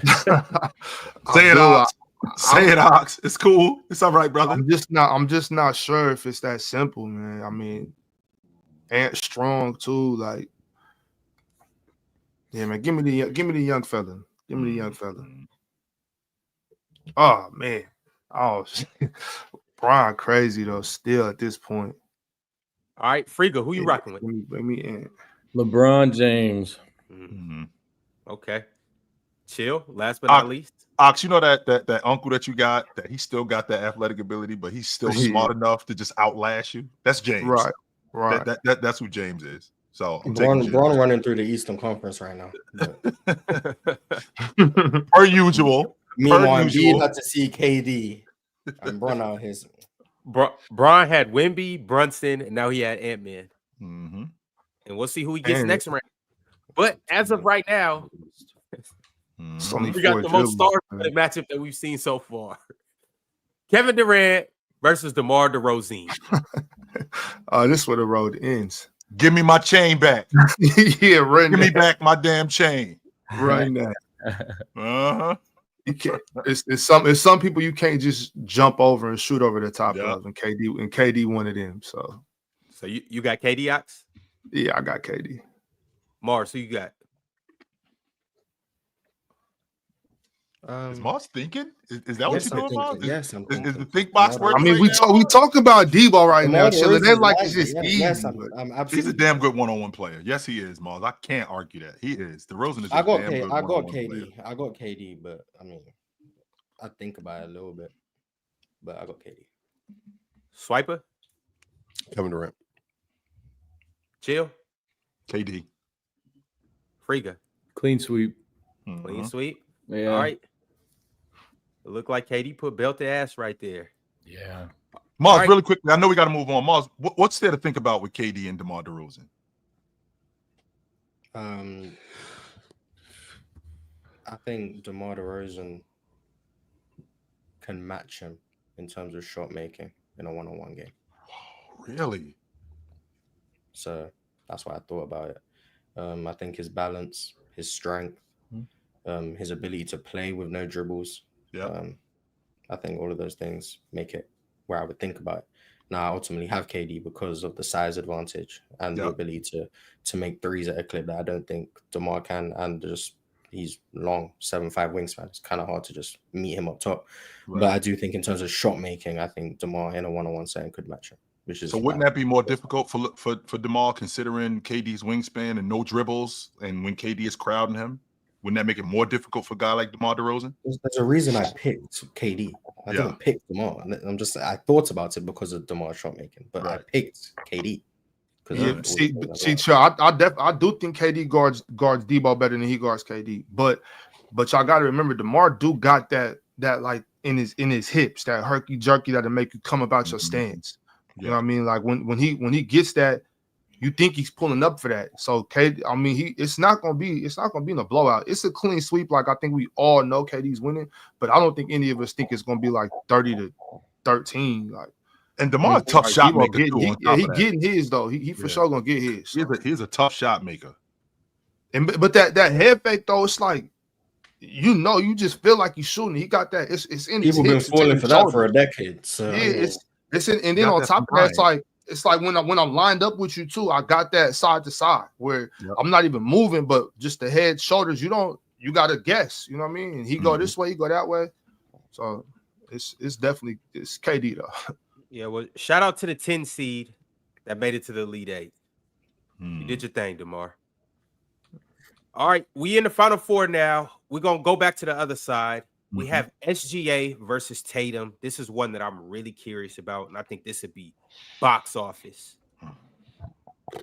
Swiper, I'm going to start with you. SGA. Friga? Tatum. Chill. I'm gonna go with SGA. Big Ox.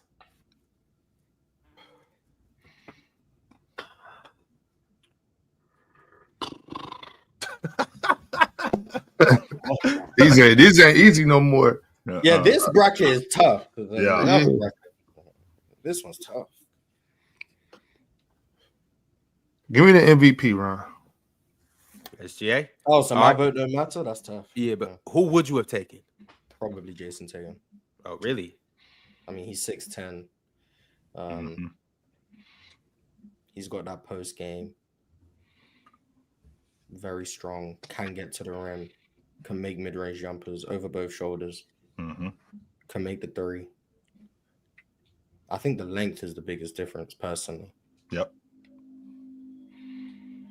Yeah, I got Jason Tatum. But And I don't think he's disciplined enough on defense. I think he's going for those head fakes and all that. He jumping. JT gonna be jumping, Mars. Well, I seen him slow down SGA, but that's not my issue because I'm going to counter Mars with the exact opposite with Devin Booker. I think that he'll get more opportunities to score against Devin Booker than he will against SGA because SGA is not going to bail him out with bad shots. I think he's going to bail SGA out with bad shots.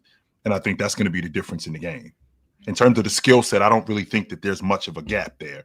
I think that it's pretty close, but I think SGA, he knows going up against a bigger guy like Jason Tatum that the shots that I got to get good shots against him. And I think he will. And I think he could convert on those good shots in a 1v1 setting more than Jason Tatum will, because I think Jason Tatum will bail him out with bad shots. Friga, why you got SGA? No, I had Tatum. Why you got JT? I just feel like it was more of a size and efficiency three ball. Like, yeah, SGA shoots the three. He's more of like getting to the midi, getting to his spot. He does it so well. I picked him for every other thing, for every other matchup. I just think the matchup. I just think it's a bad matchup for him. That's it. Yeah, I think this one's tough. I think I would lean towards Tatum too, but at the end of the day, SGA is in the championship, and we got to figure out who he's going to be playing against. Next up in the semifinals. Oh my God, it's KD and Braun. Oh. Yeah, KD and Braun. Hey, we've been seeing this for years, y'all. And here we are again. So let's get into it. Chill, I'm going to start with you. James. Oh. What happened to KD? He's winning the thing. I have KD going up against James. All right. I did not have KD going up against James. I didn't. I'm going to take James. Mars, who you rocking with? Kevin Durant. Swiper, who you rocking with?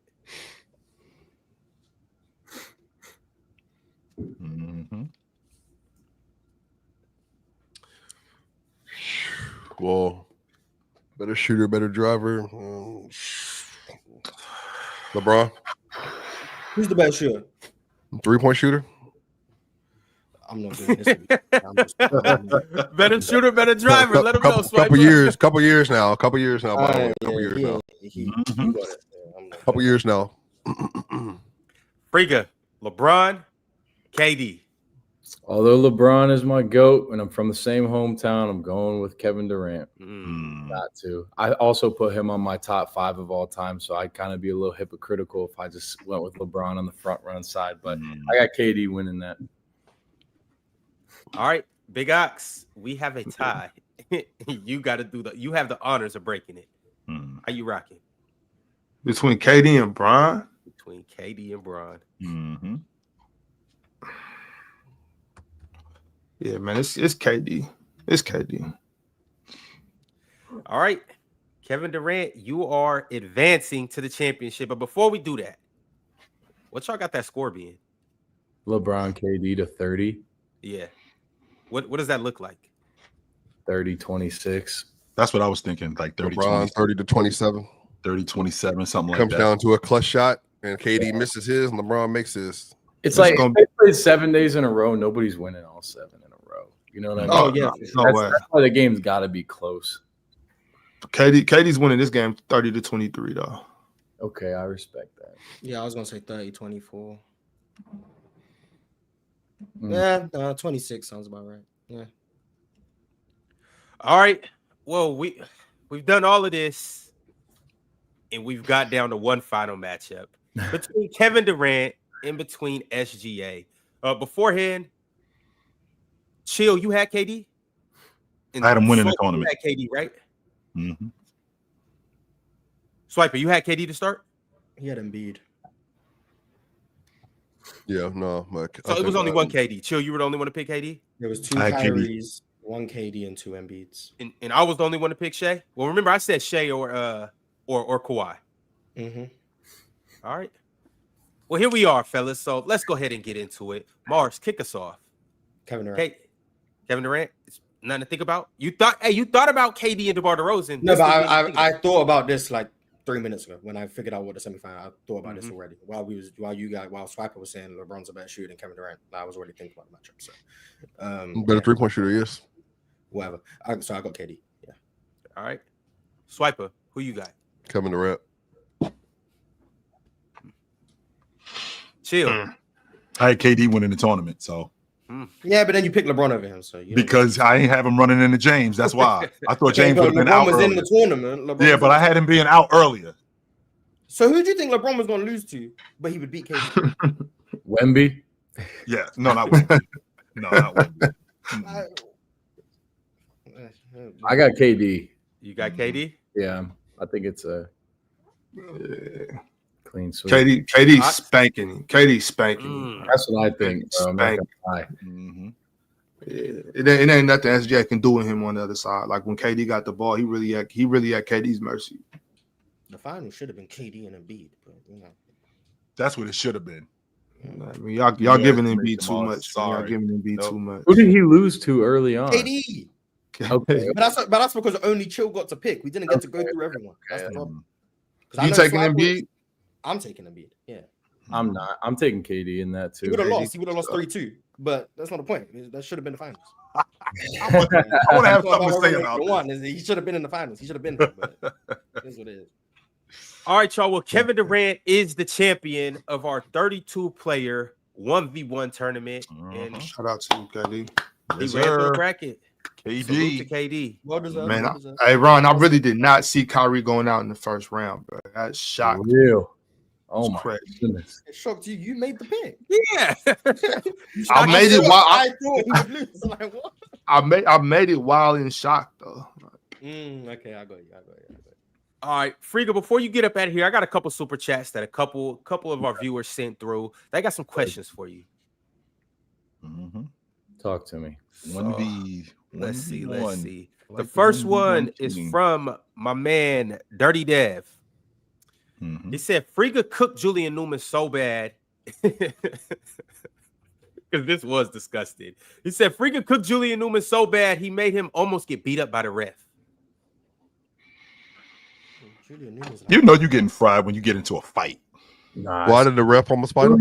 I like Julian. He's good. He's good people. Obviously, like he's like one of the most hated basketball players ever because of, the way he talks online and talks mess and then just like whatever, how he's portrayed. But he's notorious for battling and talking to the refs. So I wasn't too surprised, but Julian's still, Julian's good people. Like it just happened. Well, he was mad he was losing and wasn't getting calls.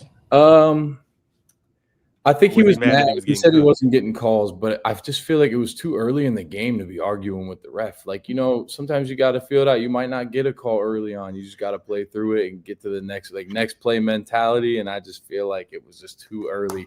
And the ref wasn't having it. And so he was sorry. Was you fouling him? Like, did he have a case? It wasn't. No, I don't think so. It's on Jesser's channel. You can go watch the video. It's not. I don't think it was that bad. I don't think it was as bad as he was making it out to be.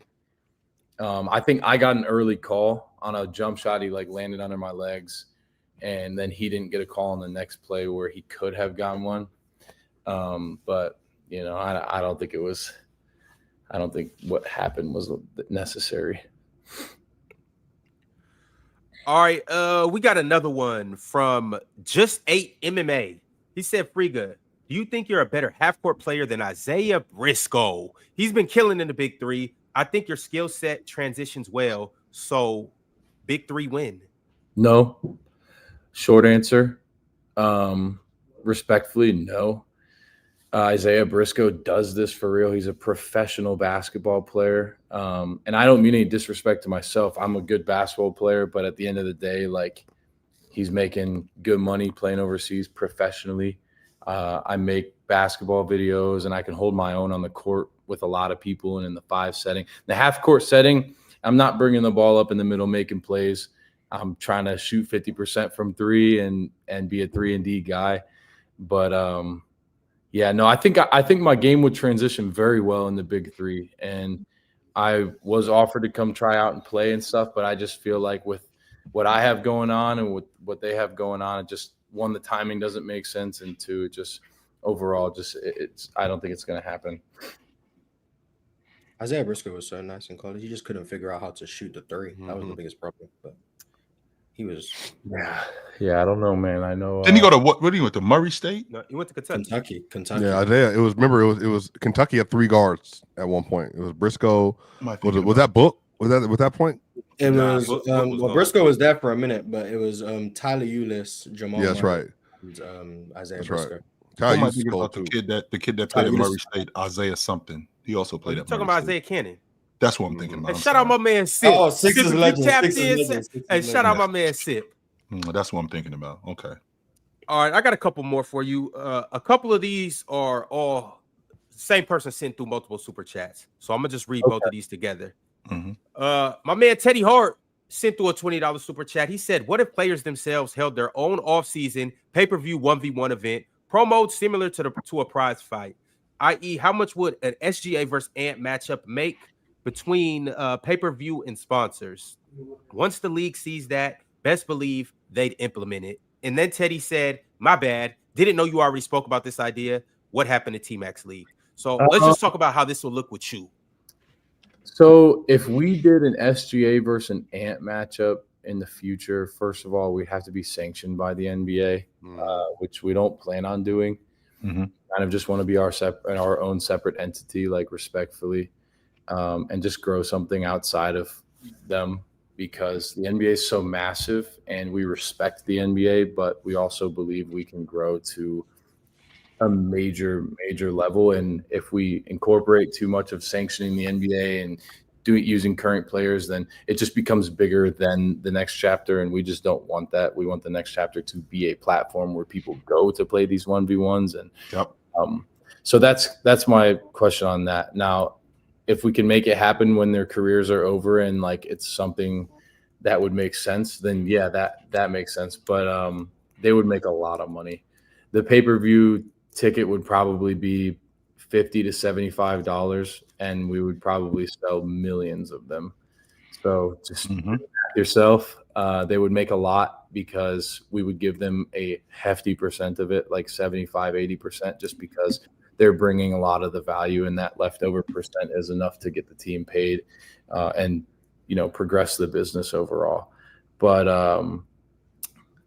yeah, I do believe that the NBA will see the success of what we're doing and try to do something, but I don't think it'll be done the proper way, only because they're so notoriously known for 5v5 basketball, and it is a professional league in 5v5, and it's what they've been doing for a very long time, and it's what they've earned their respect by. And I feel like if they do it in the 1v1 space, like doing it at All-Star, I don't want to give too much of my opinion, because I don't want to as much as I don't want to necessarily compete against them, I don't want to just hand out these 1v1 ideas, because I know that we want to try and fulfill them. So I just feel like they're going to do it wrong. But that's just my opinion. You don't want nobody biting your rhymes. You don't want to get too many of your rhyme book out. You don't want to do that. No, I don't want nobody biting more of my rhymes. Don't want to give them free advice. Yeah. And on top of that, to your point, Friga, I don't want to be in business with you dudes because I don't want to split the money with y'all. How about that? I don't want to split the money with you guys. Y'all make plenty of dough. This is my lane, and this is what we're doing over here. I can get with that. I really do have a couple good ideas that could help them do it the right way, but I just feel like they've got a team of people that if they're going to implement it, I'm sure they'll do it however they want to. All right, the process. Go ahead. Part of that T-Max league, what we're doing and what T-Max trying to do is very different, I believe. So I just kind of leave it there. All right.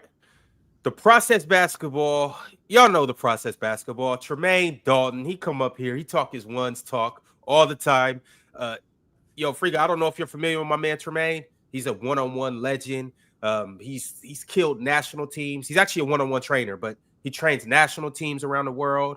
He got his own academy, but also like there used to be Red Bull tournaments back in the day. He's won a couple of those. He's just a one-on-one legend. He plays FIBA 3-on-3. He be cooking.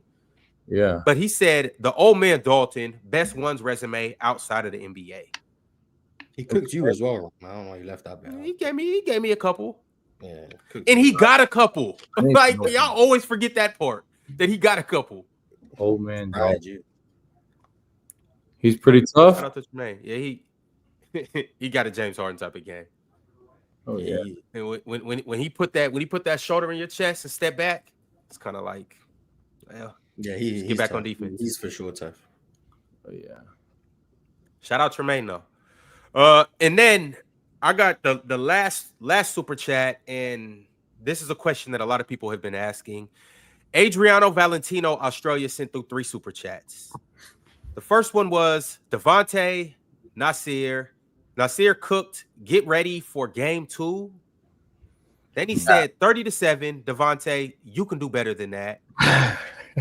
Then he said Nasir, Devontae, game 2. Oh man.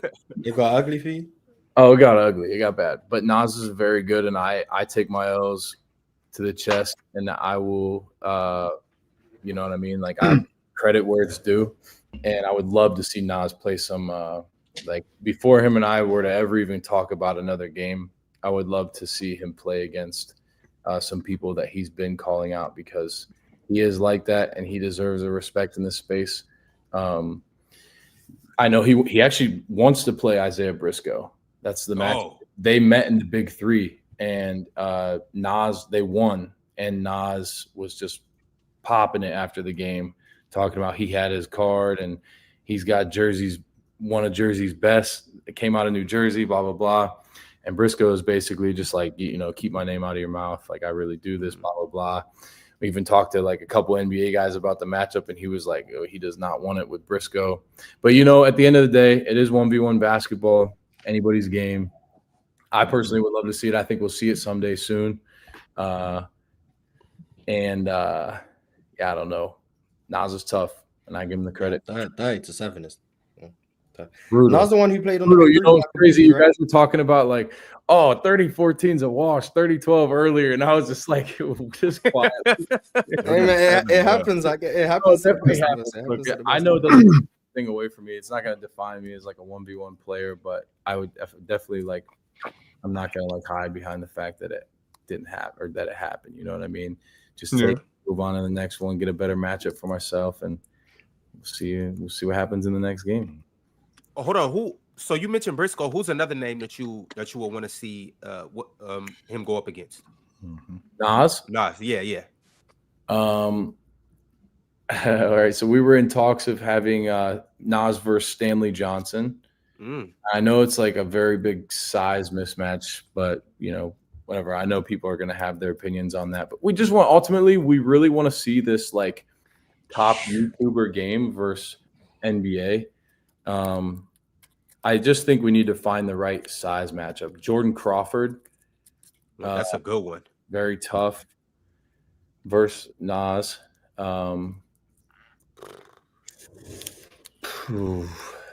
There's a couple. I mean, I know he was talking about Jeff Teague as well. Can Jeff Teague even still move? Yes. Okay. Yeah, he plays bro, Jeff Teague, bro. Like the thing about him, bro. Everybody he's a podcaster now and all that kind of stuff, dog. Jeff Teague was a monster. And still is a monster. Like I was watching him in the Big 3. His brother looked better, but I mean, I guess. Yeah. Teague is crazy. He all-star. Yeah, Teague is crazy, bro. Friga, I'm watching that Nas matchup, bro. I'm not gonna lie to you, bro. Nas is hitting some crazy. He shot very efficient. Crazy shots. He shot really efficient, and he played good defense. Like, well, the first one you made was nice, but like you could tell that the amount of effort you had to put in to get that bucket off was like, all right, this is. But I mean, you stayed in there, but some people just got it, bro. Like he's strong. He's big. That's his big thing. He built like a shot dog. He built like Derrick Henry. Did you get to a point in that game where you recognized that, oh shit, I might be in over my head here? No, not necessarily like in over my head, because as I look back at it, I kind of just realized like I really didn't play my game. I didn't square up to the basket. I didn't throw a lot of jab steps. Like when I play, I really like to take my time and take advantage of our rules because there's no shot clock. So, I mean, I'm never somebody who's just sitting up there just jabbing somebody. Sometimes you can jab somebody to sleep, jabbing to sleep. And the way he was guarding me, like I was completely turned like back to basket, and he had both hands like on my hips and everything. Like, and he's strong, so he's kind of like not letting me turn around. And as I'm turning around, he's going for the ball anyway. So if you hit the ball, it's a dead ball. It's not like it's a live dribble. How tall is Nas? Probably like 6'2", 6'3", maybe. We're about the same height. Yeah. Same height, maybe about a 25-pound weight difference. That's a lot. Where did he hoop at? Sorry? Where did he hoop? FAMU. Oh, yeah, okay. And then he played overseas, and he was averaging like 30-plus over there, and then Big Three. But then he came over to the YouTube scene, and we kind of just constructed this unit, like this menace that just like come over here disrupting, kind of like this like Thanos figure of YouTube. And then he kind of just did his thing, got in the gym, really worked on his game. He got injured. People kind of were just like, oh, this man's ass now. And so they went on this training arc, and now he's taking names. He was sixth man of the year in the Big Three, rookie of the year, and he's good. He really is. And I think like there's some people that have big names that we could get to line it up because the money's there, but I don't know if they'll take the game. So, now, look, I got to want to get showed up, huh? Yeah, I got to give you your credit, bro, because playing one-on-one is already as personal as it is. You put it on YouTube for everybody to see. I mean, you built up a really good business behind the scenes, obviously. I love the product and stuff that you have. But, dog, getting out there and, like, going after some dudes that legit, you obviously good, but, like, there's some dudes that, like, are killers. You know what I mean? And they make it personal. And for you to put this on television every day, like, bro, even this got 32,000 views so far in 6 days. Like, well, that's actually just the recap video. Or the stream has like 600-something thousand, but I didn't know for the next over 500,000. Wow, that's incredible. I mean, next one will probably be like 2.5 million views in the first 48 hours, just because of the card that we have. I can't give too much information away, but like you said, you want to be there for it. Man, let us get something. No, I'm just playing with you. I'm just playing with you. I'm excited. I'm excited. You can't get no help. There's no nothing, bro. This is you and me. This is you and me. You know what this reminds me of? This reminds me of Smack DVD, Ox, when it was just you and Murder Mook. I mean, it was it. That's it. There's a crowd. It's Murder Mook versus whoever, bro, and like you just got to get after it, bro. Like this is legit, dog. Yeah, when I say like the UFC of 1v1 basketball, I really mean like, you know, the UFC is the pinnacle. Like this is exactly what it could be, you know, a multi-billion-dollar 1v1 industry where we really find out who's the best 1v1 player in the world. Where conversations what we just had for an hour going through a tournament, we might really be able to find out like that's fine. That's a fact. That's not your So you because you earlier you brought up the 6'9" and above, 6'3" and under, 6'3" to 6'8". Is that something y'all are gonna do too? Have weight classes, height classes, but if I'm 6'1" and I got it, you know, somebody that's 6'7", can we still get it on? Yeah, of course. Like if there's a matchup that the people want to see and the two people agree to, why can't we make it happen?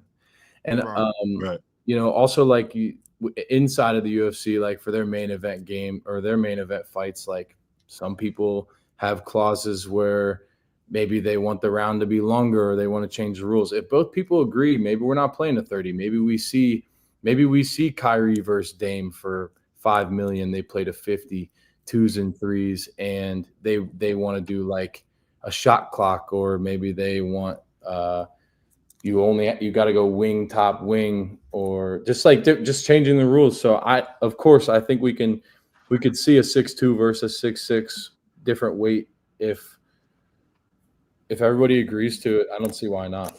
So, but right now, like I said, we've been doing our YouTube for I've been on YouTube for over 7 years now, but we've had the Next Chapter for 2 years. And I think in all honesty, we're continually learning through everything that we do. And after this first live stream and getting 600,000 viewers in there, we had 156,000 live viewers, which was just like, some NBA games right now are doing 120,000 for some of their hometown games. And I just know, like I said, we're consistently going to keep learning from stuff like this. And I am just excited to see what TNC 12 looks like, TNC 5, TNC whatever.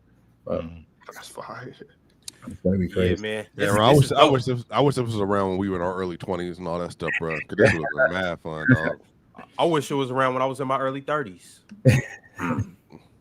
What's that mean? There, man. Nothing. That means what it means. You 40, you 43 now, 45? It's there, and you wanna get some rec.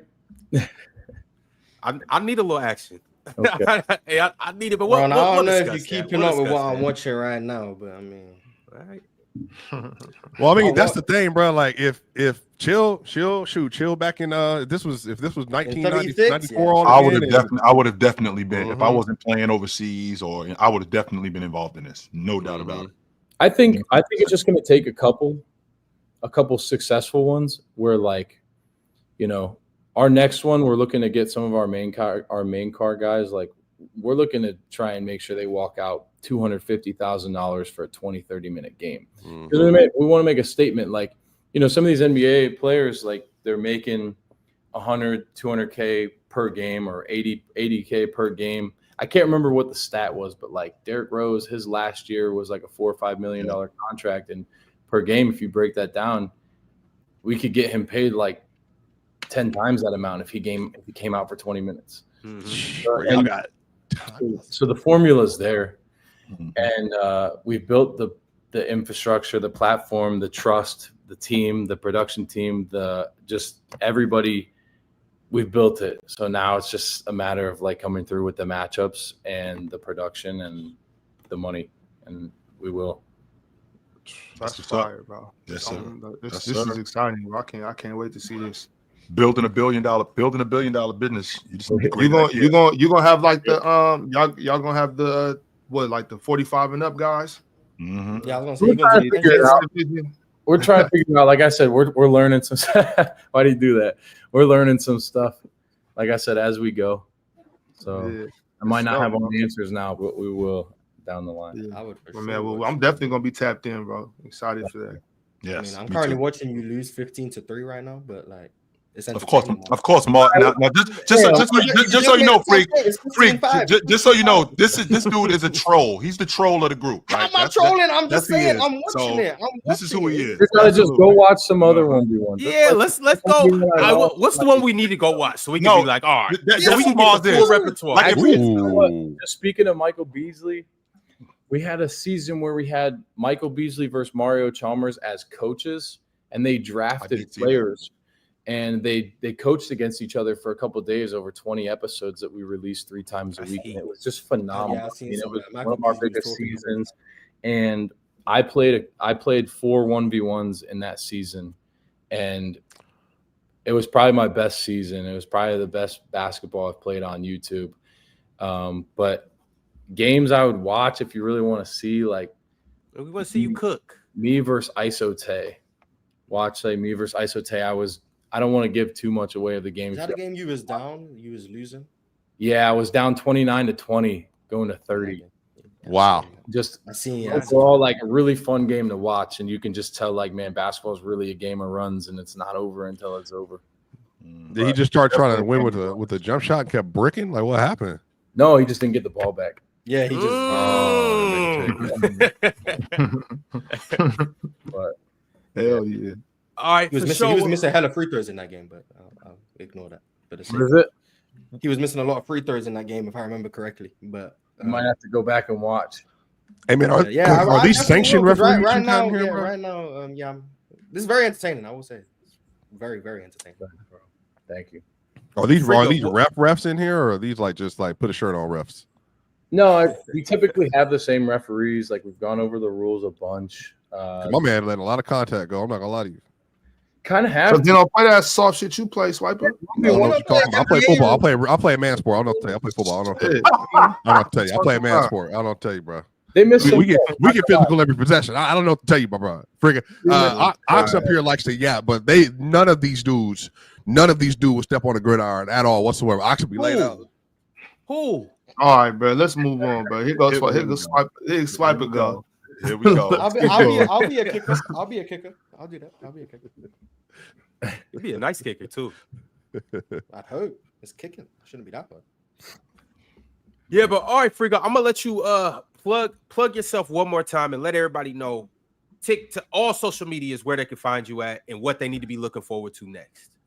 First of all, I appreciate you guys having me. I love doing stuff like this, like changing it up.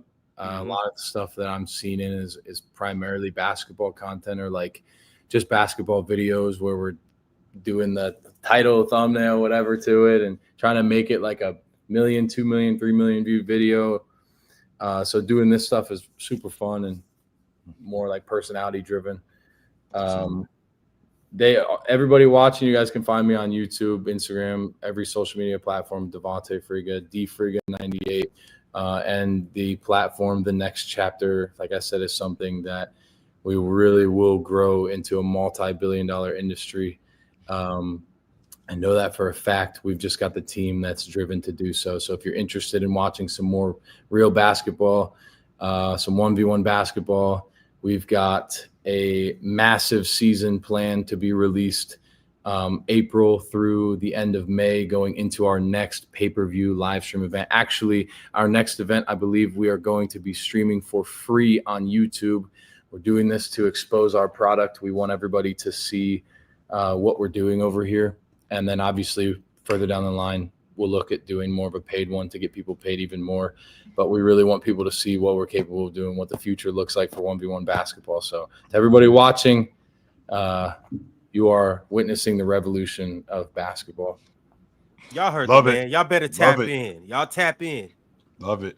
Thanks for having me. Let me No know when doubt. you need a host. Appreciate you Let me for know when pulling you need up. a host for these events, dog. It was great to meet you, brother. Hit Yes, the line, sir. dog. In real life too, it was great to meet course, you. of course. Absolutely, Yeah, it was no great. doubt. It was great to meet you. So, and keep those ideas to yourself because you'd be surprised how many people are listening and they want to steal your stuff. So keep your ideas to yourself. Yeah, you were very generous today. Pay scale and everything, bro. Because $1 billion business starts with a great idea. So keep your ideas to yourself, my man, because we got a lot of biters out here. But it was great to meet A lot you. of fighters that don't like to take a lot of action, though. No, they don't. The idea is the action in the team. So they can listen to the ideas all they want. No doubt. No doubt. Absolutely. Different ideas are shit. Execution's the game. There it is. Execution's everything. There it is. We just getting quotes now. This is great. All right, guys. Thank you Good so to talk much. to you, my man. We appreciate you you coming through. See Absolutely. you soon, dog. That's what's up. We have an hour to talk about everything that happens over the weekend. This is gonna be interesting. That was fine. Oh, it ain't nothing to talk about.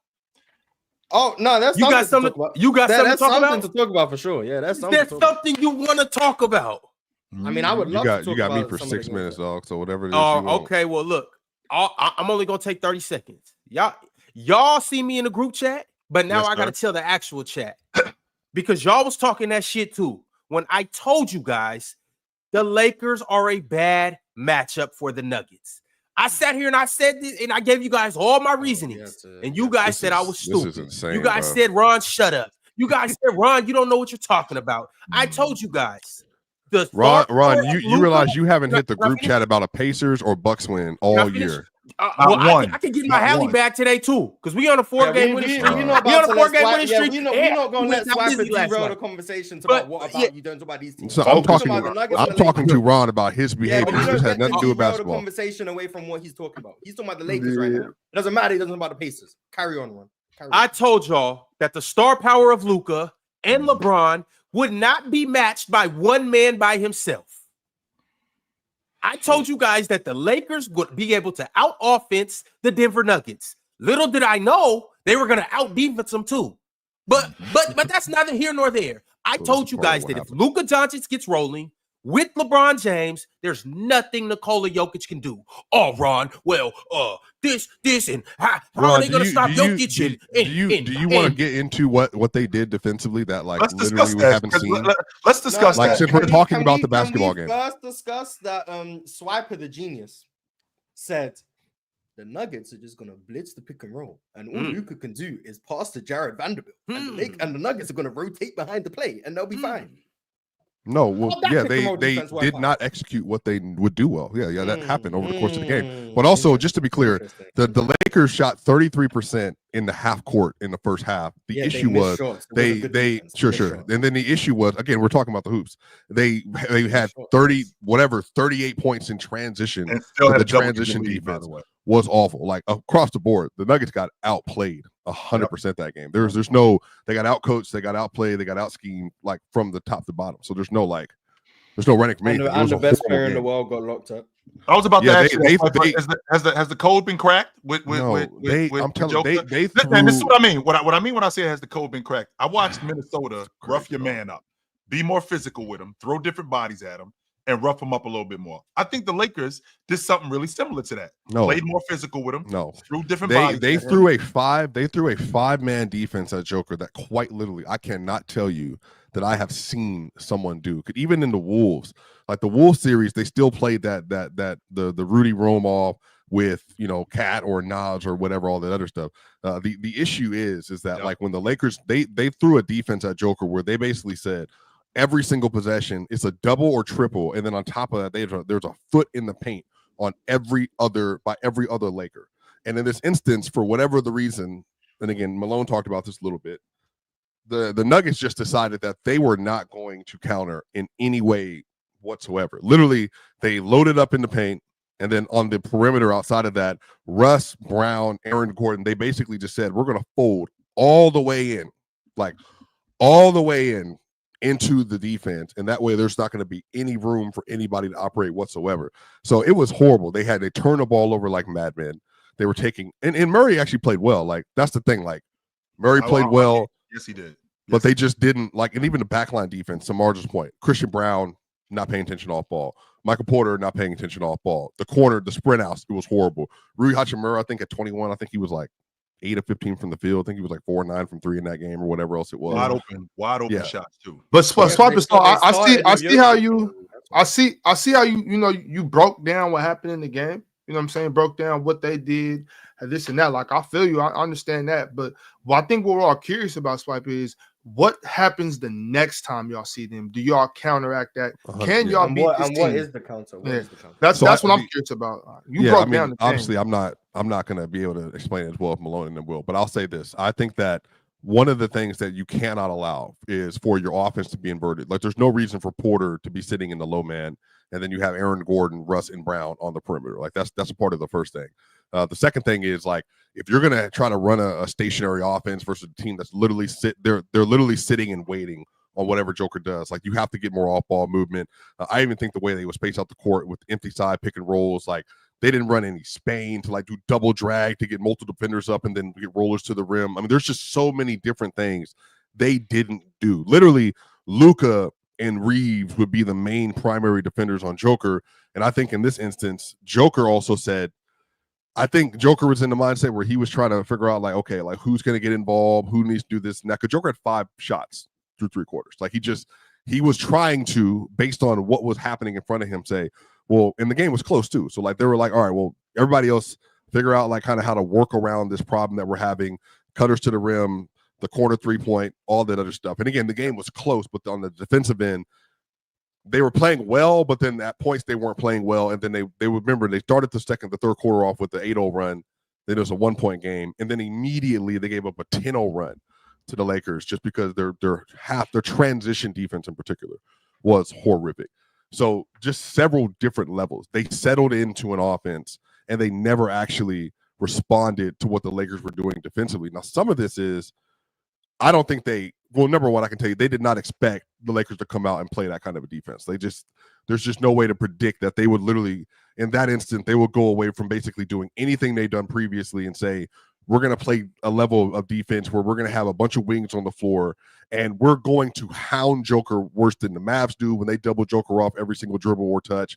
You know, we're going to hound Joker in ways that even the Wolves don't with Rudy and them, because they literally would not let him get a shot off, and nobody, I think, around them responded in the way they needed to as well. But then also the defense was, like I said, it wasn't bad the whole time, but it was like they were just doing some of like the dumbest stuff I've ever seen.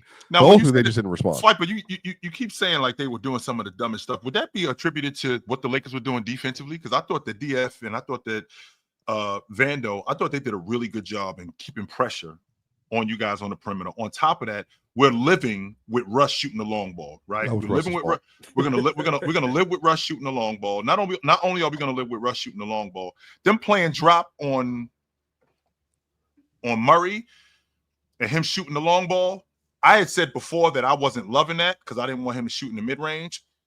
They rather live with that than MPJ, because like you talked about MPJ being in the corner. Well, he was one of the guys who killed them in the past. So with them being more conscious of MPJ in the corner, which is where he was the most effective, and living with Murray, I think that helped. But the biggest thing was that the Lakers made shots at the long ball line. You left them dudes wide open. And that was largely due to the action that they ran. It wasn't a lot of standing around with the Lakers. Not only was it not a lot of standing around, they got out in transition. That was huge for them. I think they took advantage of your transition defense, which was awful.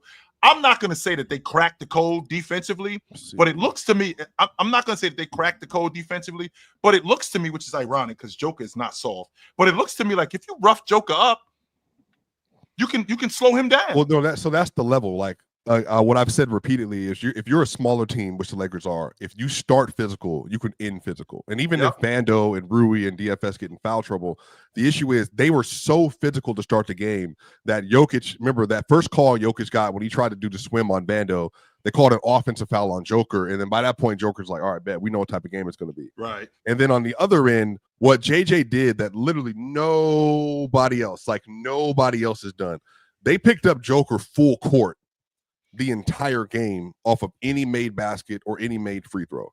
And it was Vando, it was DFS, and it was Rui. And they basically said, we're not going to allow for Joker to set on the other side of the court with ease. They were pushing Joker out to the 3-point line in order to get the ball, because what was happening if Joker was lower than the nail, then they would literally just front and then have help behind immediately. That way they couldn't do any easy entry passes. But what I'm saying is, like, the Nuggets also didn't counter by taking advantage of the fact that they had Reeves and had Luke on the court at all. This is what I'm telling you. They didn't do anything. They got out. How do you take advantage of that?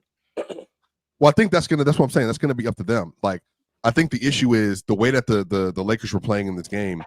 They were trying to minimize impact on the offensive end as much as possible, because every single time the Lakers had a mismatch, what they would do is they would also, on the pick and roll, they would switch to pick and roll. And then they would have Joker, if Joker was at the nail or in the post, they would have immediate help already available. So even if you try to throw an entry pass in the Joker, he was seeing hands and a double. But then off the ball, the Nuggets were literally standing around. And the people that they wanted the ball to go to, which is Russ, in particular in Brown, Russ started the game off. He was 3 of 10 from the field. He had a really good third quarter. But the problem is, like, they wanted the worst possible offensive options to get the ball, and the Nuggets lived with that, and Russ lived with that. But so I think, where should Russ go? Well, first off, Julian Strother, as I mentioned before, he 17 fouls in 6 seconds. Right, that's what I'm saying.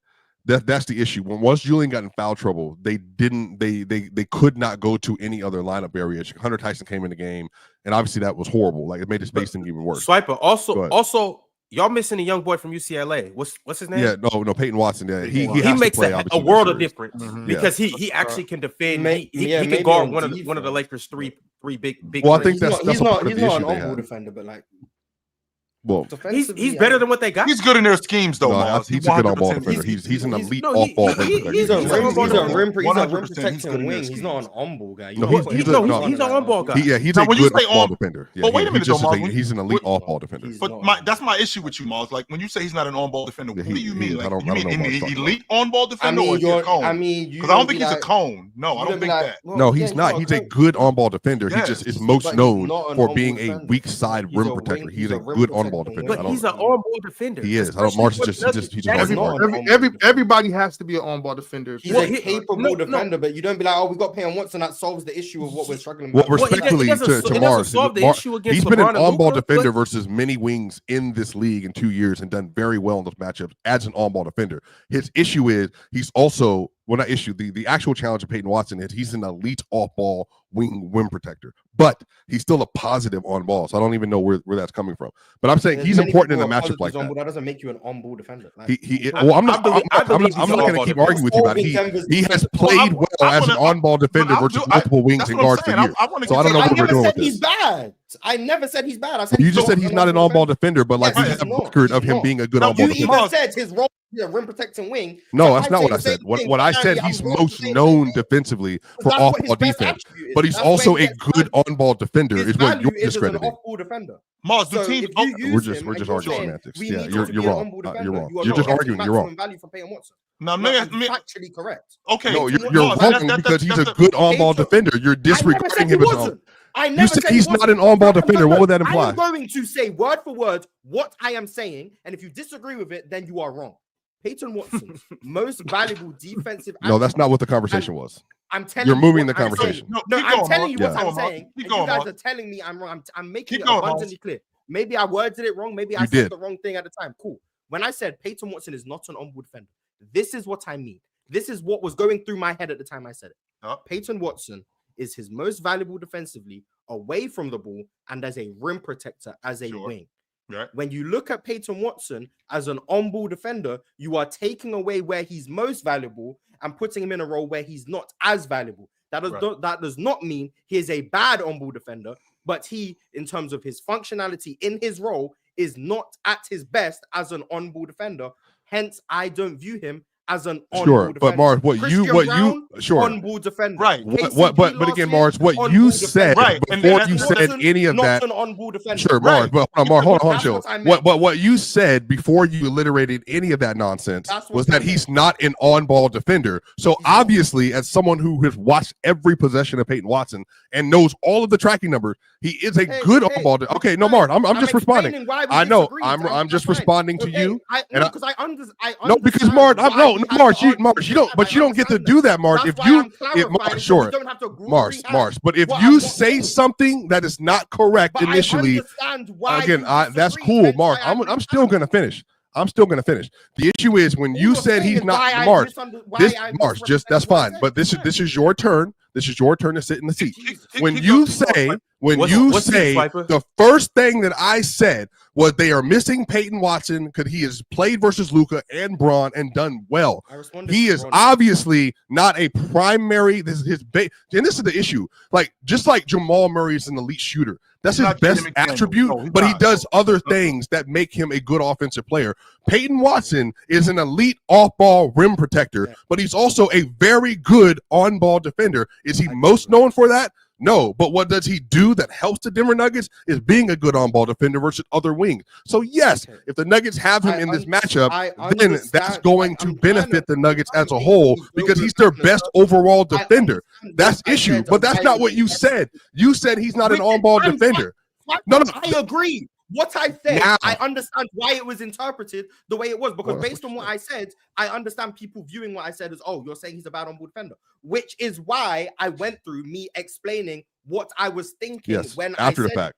After the fact because we just had a 4-minute disagreement that wouldn't have happened if I didn't word it the way I did. So I understand why you said what you said and why Ron disagreed and why you disagreed because what I said can easily and should have been, you are correct, interpreted as Payton Watson is not a good on-ball defender. I understand why it was interpreted that way, which is why I then clarified what I meant when I said it, which is what I just did. And I'm going to say again, if you disagree with what I just said, the explanation of what I meant, then I think you are wrong. And I'm fine with you saying, based on what you heard, he's not an on-ball defender, why you had the disagreement you had. I'm then making it clear what I meant by saying that. So I'm going to ask, the explanation I just gave, do you disagree with the explanation I just laid out? No, because I've said this before. I've already said this before. Yeah, so obviously I agree with you. I disagree. Okay, that's fine. So I want to clarify. I heavily disagree. What I said was interpreted in a way that was logical. You guys were correct to call me out on what I said because it was a bad way of phrasing what I said. But when I explained it, I was still correct. You are correct, Mars. His best attribute is off the 100%, Mars. I'm not going to say you guys misinterpreted it because if someone says this guy is not a insert attribute shooter, not a on-ball defender, not an off-ball defender, that makes sense to interpret it as you're saying he's bad at that thing. So I understand why the disagreement happened. But when I clarify what I meant by it, respectfully, I don't need to hear why you interpreted it the way that you did. Mars, just clarify what I meant. My thing is, disagree with what I meant, or you disagree with the way I phrased it, which is fine. Two different things. I'm fine with you disagreeing with the way I phrased it because I think I phrased it wrong. It's not even the phrase. It's not the phrase, Mars. For me, that's not. Yeah, the but issue. I just disagree with you. Yeah, I just disagree. No. Here's my thing. And we're talking about just against the Lakers. I sincerely believe they are going to use him as an on-ball defender, and I don't think they're going to not only going to. I think they have to in order to be competitive. When you have and so that's what I'm saying. So, but here's also the thing too. Using him as an on-ball defender, that doesn't necessarily take away from his off-ball capabilities because on defense you have to do both. So not only is he going to be asked to guard LeBron, Luka, or Reeves, but he's still going to have to help regardless. So, I literally said that. Sorry. And I don't. And to your point, Ron, I don't see teams seeking out Watson in action. I don't see teams putting because him there's in Jokic action. and MPJ out there and Jamal Murray. He's not the first choice to call out. Like you have a clear liability in Jokic.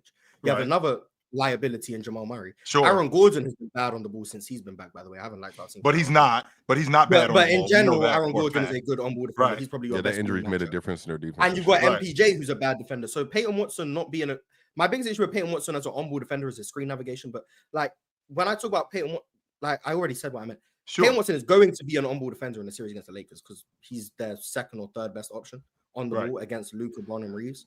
But you're not going to get maximum value out of Peyton Watson in that role, which is why I don't like the Nuggets defense against the Lakers. And when we had that conversation, I think all of us were in agreement that the Nuggets can't defend the Lakers besides Swiper. Now, we disagreed with the outcome of the series, but I think all of us up here believe the Nuggets couldn't defend the Lakers. I don't think the Nuggets can defend anyone, if I'm being honest. But the Lakers in particular, I just don't think they can. So... Well, yeah, that's why I think if just getting into the basketball part of it, which is what I try to keep it at before the not a good defender comment, I think that some of this is the Nuggets, for whatever reason in that game, they did not match the intensity, the game plan. I've said this, and Lakers fans hate this, but JJ Redick said after the Portland game that they spent the moment they got done with the game, they started game planning specifically for this matchup because of how important it was for the Lakers to come out and win that game. And I think the Nuggets 100% underestimated how aggressive they were going to be on both of those ends in order to do that. But that's what they said. That's literally what was verbatim said.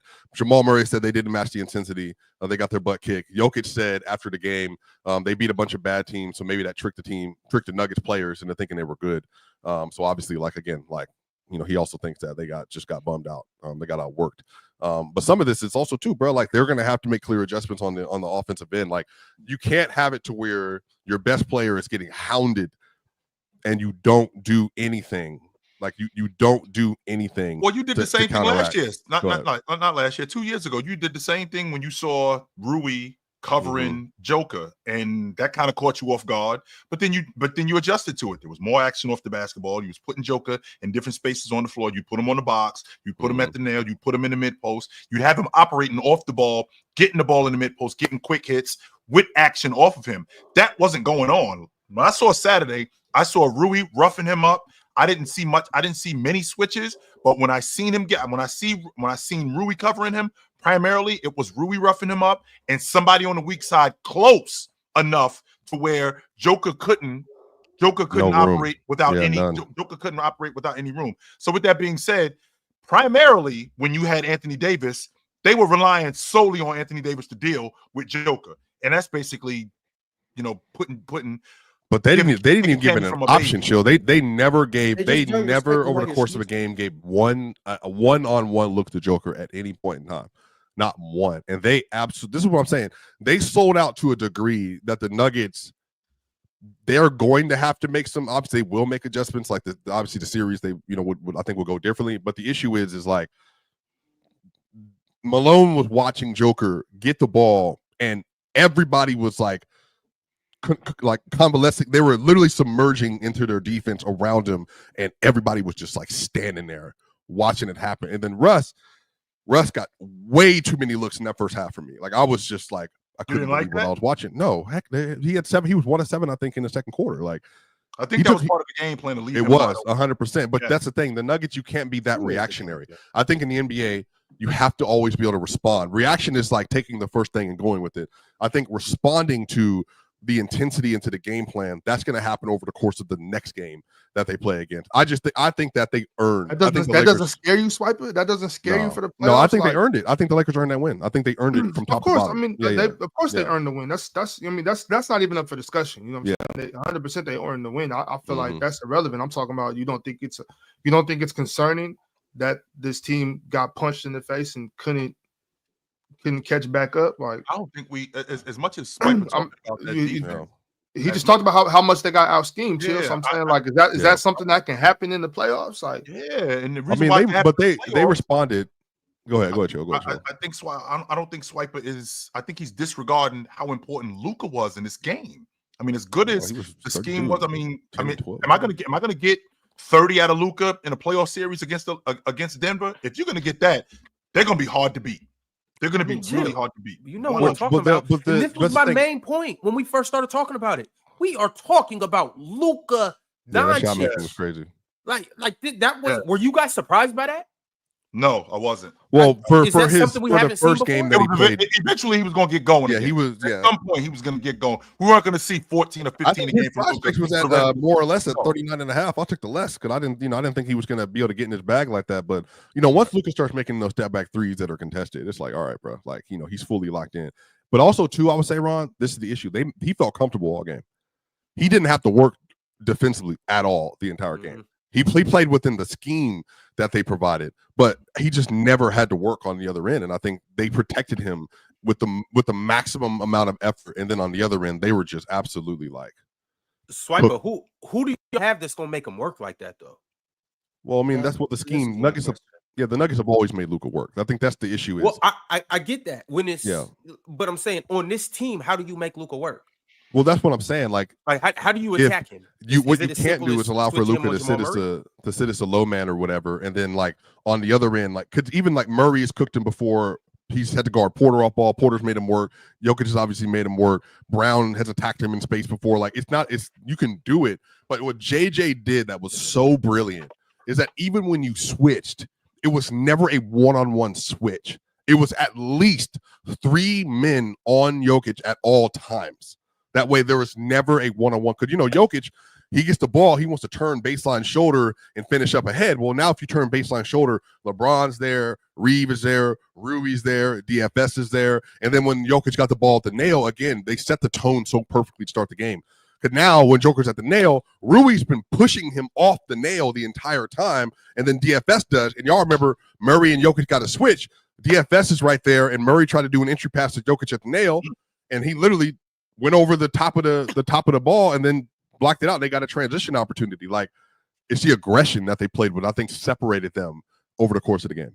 So you spoke. Are we buying that 40%? Oh. I'm sorry, Moss. No, you can ask your question. Really quickly, Moss. Really quickly, Moss. Are we buying the 40% on the long ball line from the Lakers for the game? Are we buying that? I mean, a lot of open shots. I don't know if I'm buying. I mean, with the looks they got, 40% probably not. Defense was horrible. Game to game. I don't know if I'm buying that. I mean, Rui. I think they got good looks. Mm-hmm. Right. Rui was also special before he went out. By the way, you live with the looks they got now. 40% like it's similar to like a lot of teams. Because I think that had a lot to do with them winning. No, but I mean, a lot. The Lakers got good shooters though. I don't think I had it. Mars, when you crack in the long ball like the Lakers did, number one, the Denver defense now gets spread out, and you got to keep them honest now. Now that opens up so much more to floor. They for shot Luka the when you exact do that. same Yeah, percentage. but both from teams three. said- yeah, both both teams teams were hit threes. 16 of 41. Yeah, the I Lakers don't think didn't they just want outshoot the them. three-point They the didn't three-point just shoot shot them out didn't the do water. anything. But And the the Lakers got actually the did shot they early. wanted, whereas I think that's the reverse. I think that the 3-point shot did that early. It's not like they were knocking down the long ball all night They long. both When you made set 7 threes in the first half. Both Yeah, teams. but And Nuggets Denver got got the it's game difference within is- 2. But or the within difference 4 is in the third even quarter. if but the difference is where it came from, Mars. It's not like one guy was knocking down threes. They had a bunch of different guys knocking down the long ball. When you got a bunch of different guys knocking down the long ball, now your defense changes because all of us have to honor that. They shot 30% from 3. That's what I'm saying. Like Like, the I'm- the Lakers were not I'm playing not gonna well lie. offensively In the first half. half, Rui was 1 for 5, Bron was 1 for 2, Austin Reeves was 1 for Yeah. 3, Luka was 3 for 6, Dorian Finney-Smith was 1 for 4, and no one else made a 3. Luka was like half their threes. Mm. The second half they caught up, and Denver made just as many threes in the first half. Jamal Murray. And made now 4 we have of them. to and now we got it. But Now like, we got they didn't have to change any. The Nuggets made threes because the Lakers said these are the guys we want to shoot threes. Mhm. If they They make did. them, we tip our hats. Sure. And Aaron Gordon and Russell Westbrook made some threes. So it was like, okay, they made some threes. The Lakers made threes because they got the threes they wanted. The Lakers got the looks they wanted. Are they going to shoot 16 or 41 every game? No team's going to shoot that consistently from 3. No team, not even the Celtics, not the Cavs. No team's going to shoot that consistently. But what are the Nuggets going to do defensively that stops the Lakers from getting those looks? That's the question. It's not, are they going to shoot this well from 3? Because it's not like, oh, they got hot. Like, cool, whatever. What are the Nuggets able to do defensively that stops the Lakers from getting the 3-point shots that they want? And I don't know the answer to that question. So now Mars is asking the real question, right? Quick, Swiper. Now the whole narrative is switched. Remember, I watched just that a couple weeks ago. I watched that pick and roll. Luka Jackson Hayes pick and roll. They're blitzing Luka, and Luka's able to fire that ball to Jackson Hayes. Cook Mars. Luka's It's great. all of it. It's not a short roll. Who would have thought? Luka's Because when great you have in a the passer blitz. like Luka who can throw passes over the top, Jackson Hayes able to get deep paint touches. Crazy concept. Then they're rotating over. Jackson Hayes able to finish over the top, or you're getting a corner 3. Crazy No, concept. but again, I want to be clear though. Last week it was how we gonna stop the Nuggets. No, now Luka, it's how we gonna stop the Lakers. Hold on, Rob, because I want to make sure we're talking about what's actually happened historically. Luka has always been able to get that short roll because they always blitz. They've always blitzed Luka. The issue is they have, to many points that I've argued this year with the KCP loss and all that other stuff, their weak side defense this year has been much worse. Yes, because they don't have KCP. And obviously Michael Porter Jr. has been worse this year. Christian Brown ball watching at times. And again, when you're running that scheme, as everybody knows that has played basketball or watched this, when you play at the level, you have to be on 10 backside to make sure you're covering corners or you're getting out to that low man, that short roll. They started the game off. They had 2 dump offs to Jackson Hayes that are basically uncontested because Christian Brown was late. And because he was late, and then on top of that, once they started getting to that, Luka was then able to fire the ball off to the corner. And that one that Luka had was crazy. Luka was driving right. He threw the ball over his head. And then it went into and LeBron was funny. LeBron was on the cut. But remember, LeBron was stationary. Luka threw him into a cut. He threw him into a cut. Yeah. Like this is why I'm saying I'm pissed off at Nico Harrison because like he just they just went to the finals. Like he doesn't like he literally LeBron was in the corner open. Luka threw him into an automatic cut, and LeBron gets a wide open dunk. And what I'm saying is the Nuggets, they have just been. This is why I'm saying it's not even scheme. The Nuggets are so inconsistent this year in their defensive floor because for them, if they don't give maximum effort, they're cooked. But on the other instance of this, their offense has been hellacious this year. And since January 1st, I want to say they have the best offense in the NBA, even over Cleveland Cavaliers. I think they got a 123.0 offensive rating. The issue is like, well, but I think, but even even the Thunder, I think they had a 1 whatever versus the Thunder. Like they scored 124 points. I can't remember what the offensive rating was that game. They have been cooking all year. The issue is like they just were woefully unprepared for the kind of possible. defense. It's a primetime game against because they didn't expect a playoff level. I mean, to be fair, not many teams throw a playoff level defense. Yeah, they just weren't expecting that. They weren't. But wait a minute though, Mars. Well, first and foremost, why not? Number one, this is a team that we haven't. It's a regular season February game. Even if it is regular season February game, this is a team, one, who's owned us in the playoffs. Two, we haven't beaten them in a long time. I think y'all because people typically don't roll that out. You normally don't want to. What I'm saying, like what you have available to you. Right. We're not gonna cop out like, oh, they just weren't ready. They didn't think they were gonna play defense on us. No, that's not a cop out. That's not wrong. Please don't do that. No, you don't do that. You don't. I'm just saying that they had a differentiating defense. I'm saying they had a differentiating defense than what they've done previously. That's all I said. Like, what do you mean? They didn't think they weren't prepared. They did something the Thunder haven't even done to Denver. This one doesn't make any sense. But here's the difference. They're not gonna guard us. They literally did something that the Thunder didn't even do, and the Wolves have done to them this year. You understand how that sounds? No, it doesn't sound. Here's the difference, though, Swiper. The difference is that the Wolves. I didn't think they were gonna guard me today. So the difference is both the Wolves and Oklahoma City have beaten Denver. This is a team that hasn't beaten. They did not. This is what I wish. Sometimes I understand, like the Nuggets thing, and me. I have a lot of ore in this room, which is why the Nuggets thing for Ox and for Chill are so big, and for Ron especially. The issue is, I can go back to you and show you. The Thunder played elite defense versus the Nuggets. The Wolves played elite defense versus Denver, but they functionally did not guard them the way the Lakers did, because they chose to do something drastically different than anybody else has done versus Denver this year. So go ahead, Ron. Full screen for everybody. There's no need to do ISO. That's what I'm saying. All I'm saying is they weren't ready for an adjustment that the Lakers made defensively. They literally haven't seen all year. That's all I said. And there's no world in which it's a cop-out to say a team wasn't prepared. Except for this world, it's definitely in this world. Now, when you say prepared, is it a defense to say we weren't prepared? Okay, that's not a defense. That's some of the worst defense I've ever heard. I was about to see, Mars, the same thing. When you talk about wording something, okay, when you talk about wording something, okay, they weren't prepared. They weren't prepared for what? Okay, chill. Hold on, chill. You watched a numerous amount of Nuggets game this year. What other team has picked Joker up full court off ball this year? That's the first time I've seen that ever. That's a team that wanted to win a basketball game, regardless. Sure. So you haven't seen it. Regardless of it being on February or not. Regardless of it's in February or not. Who would do that? A team that wants to win.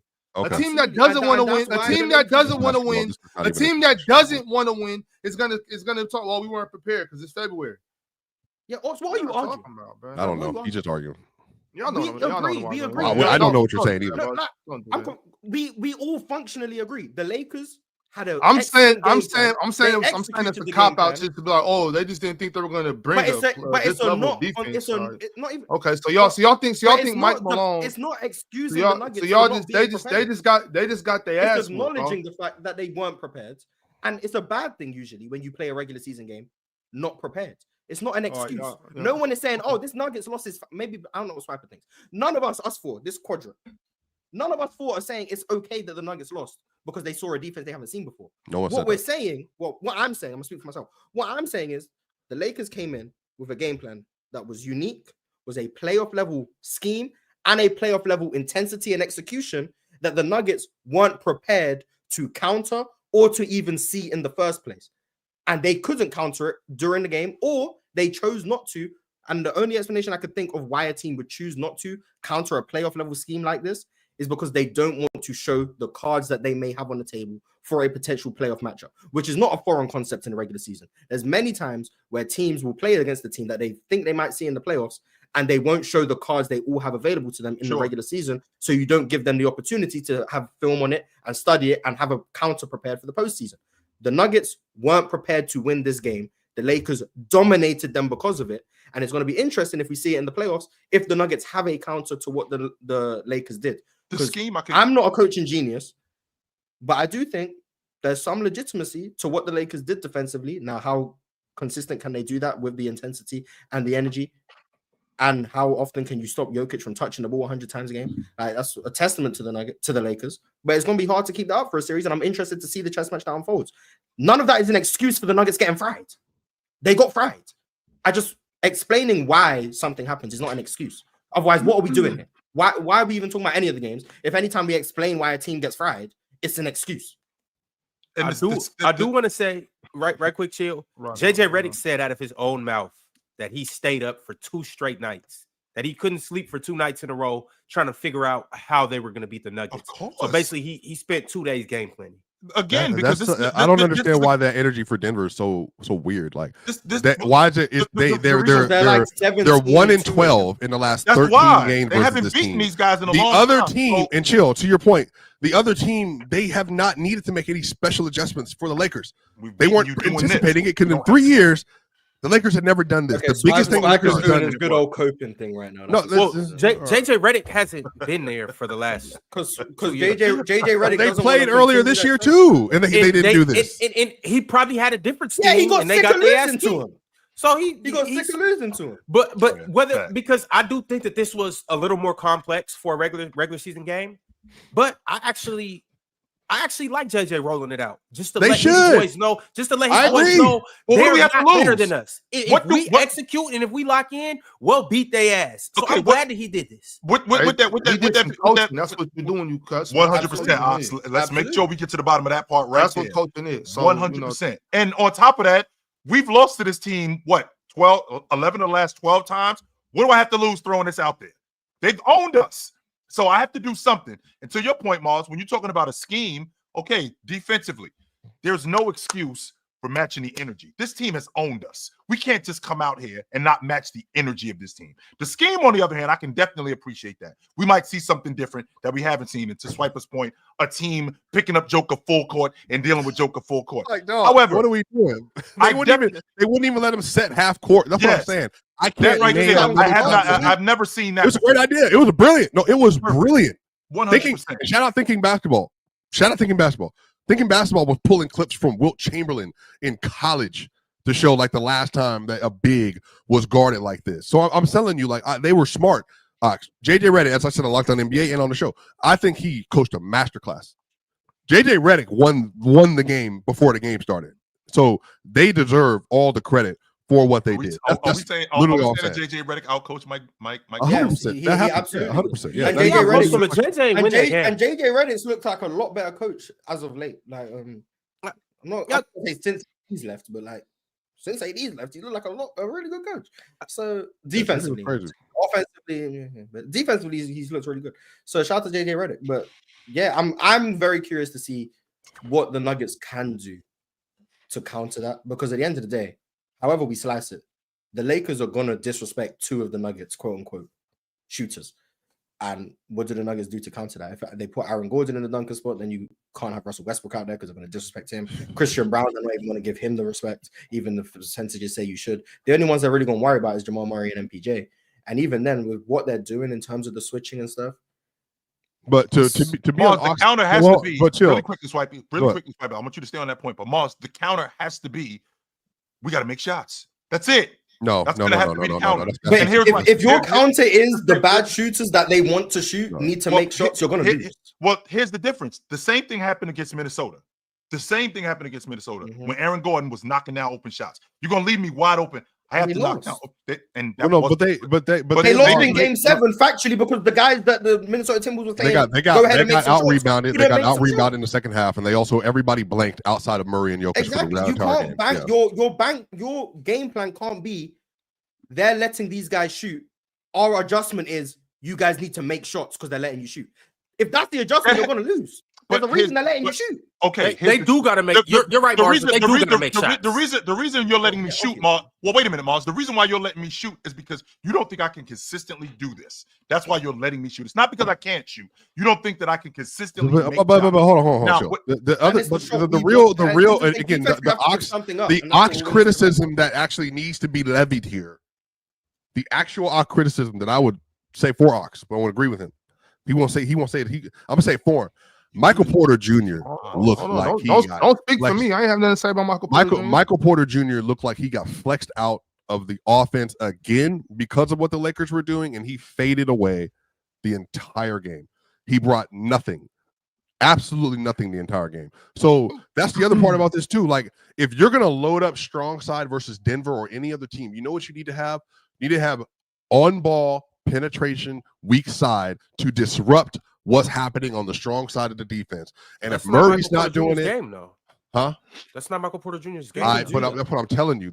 I'm agreeing with you. The issue is Porter, if he's off the ball on the other side of the court, you either got to be a great shot maker or you have to be able to, when the defense is so loaded up this side, come off the ball to come towards the rim or other actions to get the ball. And Porter literally was getting moved off his line. Just find an open. That's what I'm saying. Well, they had him along the baseline, and you said that was bad because then they had Aaron Gordon. On the baseline, yeah, but why is Porter down there? And then Aaron Gordon and Russ and CB are out there? Because because this is the thing. This comes down to player skill sets, and I think JJ Redick prepared for it. You can't have Michael Porter Jr. flash to the nail because he can't make that entry pass to Jokic. So you're going to have him there. He's going to shoot nail jump. So you have to. You have to have Aaron Gordon flash to the nail or Russell Westbrook because they can make that pass, which means you have to put MPJ either in the corner or in the dunker spot. Like, that's the only options you have because of his passing limitations. You can't go one on JJ Redick, I think, coached this game to first of all, it was take Jokic out of the game. And then it was every other player's flaw. It was Aaron Gordon, we don't trust you to be able to shoot. The percentages actually say Aaron Gordon can shoot. But teams still don't trust Aaron Gordon's ability to shoot. Russell Westbrook, it goes without saying. Christian Brown, if Christian Brown throws an entry, we're gonna help with Christian Brown one pass away. We don't trust him to consistently knock down shots. And then if Jokic gets a switch, we're gonna load up, we're gonna double team. We don't trust you guys to make entry passes through tight windows, and we don't trust the shooters who we're helping off of. And the Nuggets already don't shoot a lot of threes. They shot like 41 threes, which is it might be a season high. I don't know. It's a lot of threes. And that's by design. The Nuggets don't shoot a lot of threes. Right. The Nuggets don't have a lot of threes. They shot well, but they couldn't score inside the 3-point line. They lead the league in points in the paint. I don't know how many they had 32 point paints. Barely any, because the Lakers knew that's what the Nuggets like to do, and they played to that. And I'm gonna be honest, I'm not a genius. I'm not an NBA coach for a reason, because I don't know what the adjustment to this is. I don't know how you counter it with the limited skill sets you have on the roster. And this is why I don't like Denver as a playoff team. Yeah, the roster's too limited. Mars, this is why, and I got two things. I'm gonna piggyback off what you just said. This is why even in the offseason, I was saying I don't got Denver as that good of a team. And some of y'all liked it, some of y'all agree with me. Most of y'all disagree with me. But this is what I'm saying though. Like offensively, you guys are limited in what you can do. I know. I'm about to explain it. Please explain. Take your hat off so your head can breathe. Chill. Tighten up your headphones. Just say your basketball point. That's all you got to do. Just say your basketball point. All I'm saying is when you look at this team, you have Jokic. And Jokic does what he does. He can control the key. He can control the mid-range. He can even step out to the 3 and make passes and elite reads. But as a basketball team, you have to be able to get consistent. Ox talks about this all the time. Consistent paint pressure. You have to get consistent penetration. You got to have guys that can get in the key, not necessarily at will, but guys that can get there. Now you do have Russ, but Russ is obviously he has his flaws that come with it. So Russ was cool to get, but even when Russ gets in the paint, if you can't finish, who are the shooters that you're gonna kick out to? But aside from that, back to my original point, you have Russ, and then you have Jamal, where it's like, yes, I can get there, but he hasn't been that good. Why do you think they lead the NBA in paint points? Because of Jokic. Exactly. And Russell Westbrook pushing the pace. Yeah, and because of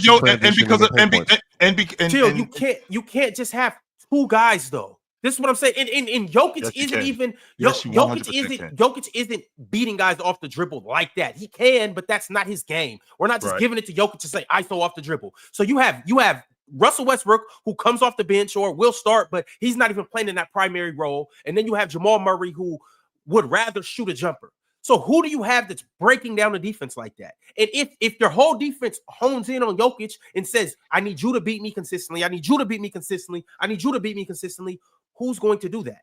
That is my problem with the Denver Nuggets, and I don't believe that they're that good of a defense to make up for their offensive liability. Wait, hold on, because if that logic, so for the Thunder, then is that why you're lower on the Thunder? Because if you take SJ out the game, they don't have other people that can beat you. Yes, that's exactly why. That's the very obvious. Okay, I got you. I just want to make sure. The difference is, but the Thunder have an elite defense to make up for their offensive flaws. But yes, that's everyone's concern with the Thunder. Literally, every human who thinks the Thunder might lose in postseason is outside of Shea. If they go cold or they don't have another initiators, they might lose. Are we The sitting? difference is Yeah, but Mars, once again, Ron, are you sitting here they telling have me an elite defense? Oh my god! Yeah, that's what I said. The difference is obviously defense. That's why there's a level between what are you trying OKC to and say? them. Yeah, what's going on, Chill? What I'm trying to make sense of is, did I not see Joker as an all-time great offensive player with this same scheme, with this same offense, operate with This Gordon? is not the same offense. It's not the same team.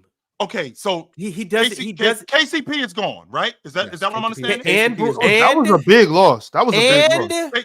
KCP is gone. Because remember, I said that the difference between this team and the Thunder with offensive liabilities is you have an elite defense. So KCP was there in an elite perimeter defender, and Brown has been Christian Brown has been actually good. He's not KCP, and I'm on top of saying that, he doesn't have to be KCP. Okay, but he doesn't. When you say it's the same team, it's completely different. I can kill the defense with my 3-point shooting. I'm liable to make 4 threes on any given night. I'll punish y'all from the offensive end. Lakers, they had won 9 out of 10 games. Against bums. They had one of the worst schedules in the NBA. I'm not trying to hear that. Shout out to them. Chill, Jokic said it himself.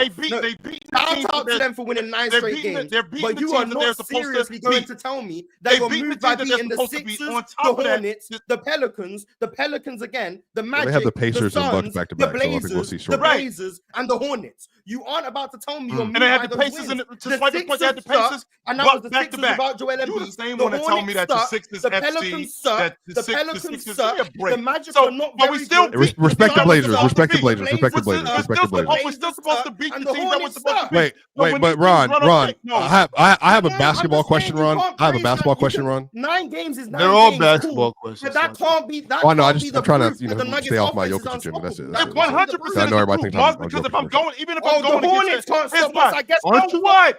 If I'm going against No, bad you're teams, I not still like have you to are get into a for rhythm. But that doesn't prove they I haven't said his name in weeks. No, and I didn't say this let him offense finish was that conversation. unstoppable. I said that they had an unstoppable force in Luka. That's in Joker. That's what I said. Number one. Yeah, I said they had an unstoppable force. But if I'm going against these teams that you said, I'm still getting into a rhythm. And that rhythm translates to other teams and to other games. This is what I would like to ask. This is my question, Ron, and for everybody else. They had just lost to the Jazz and the Hornets. The Lakers did. Yes. And most of the media people I know in the Lakers said, well, that's just because they were playing versus nobody. They weren't trying. Sure. Why do you think they look so different versus those two teams versus playing the Nuggets, Ron? Even from like a defensive standpoint. The Jazz and the Hornets versus like how they play versus Denver. I think just because they wanted to turn up and play. I mean, you saw the preparation was different. Sure, that's what I'm saying. Like, and on top of that, no. Here's the main thing though too. Look at the last 3 games and look at what Luka Doncic looked like. He completely was a completely different player. Yeah. Like if you looked at it, like let's say I put out the MLB pin and I flashed you and you didn't know nothing about Luka Doncic. MLB. If you watched MIB, my bad, Men in Black. If I flashed you and you forgot all your memory and you didn't know who Luka Doncic was, if you watched those first 3 games, you probably wouldn't think he was that good. Right. And we're not even going to get into the reasoning why. We're just going to talk about what he did. I think that's kind of selective, though. To just like that's what I'm saying. Like I think they obviously that was my point. They turned up when they needed to turn up, and it worked. I think that's what it was.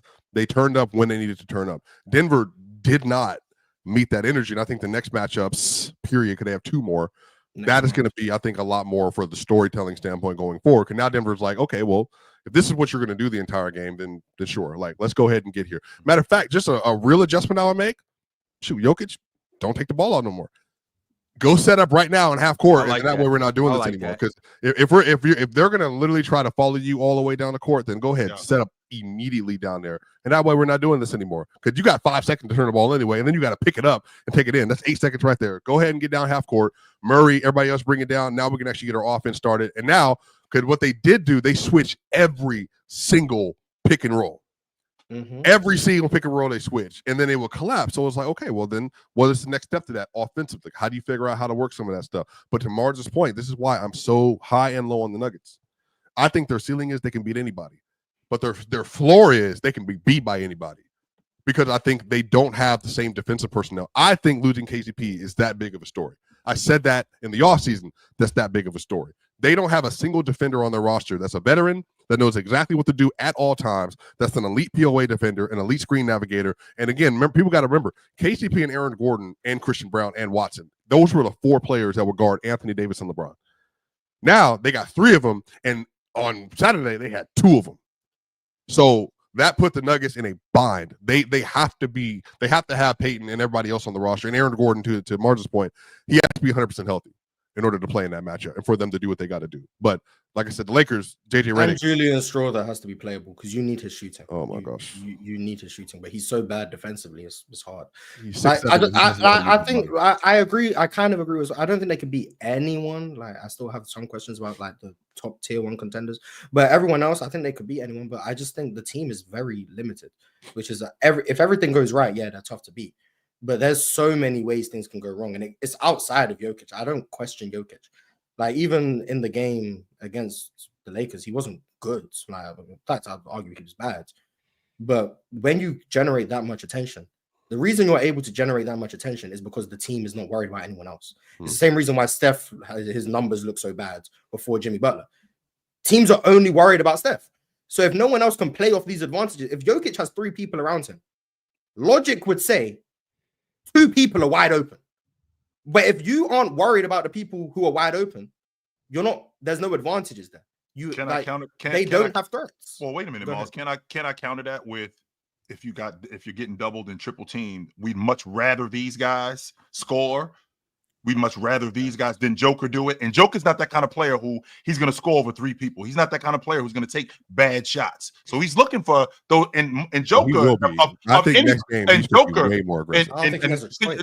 Joker of anybody, if he's double teamed, if he's triple teamed, is going to find the right guy, especially when this offense changes. Of any of these people, Joker is not going to take bad shots over 2 guys. He's not going to take bad shots over 3 guys. He's the one who's going to navigate this offense where he sees guys open in the right spots and make the correct play. Of all of them, I'm not going to say is it the correct play just because they're open?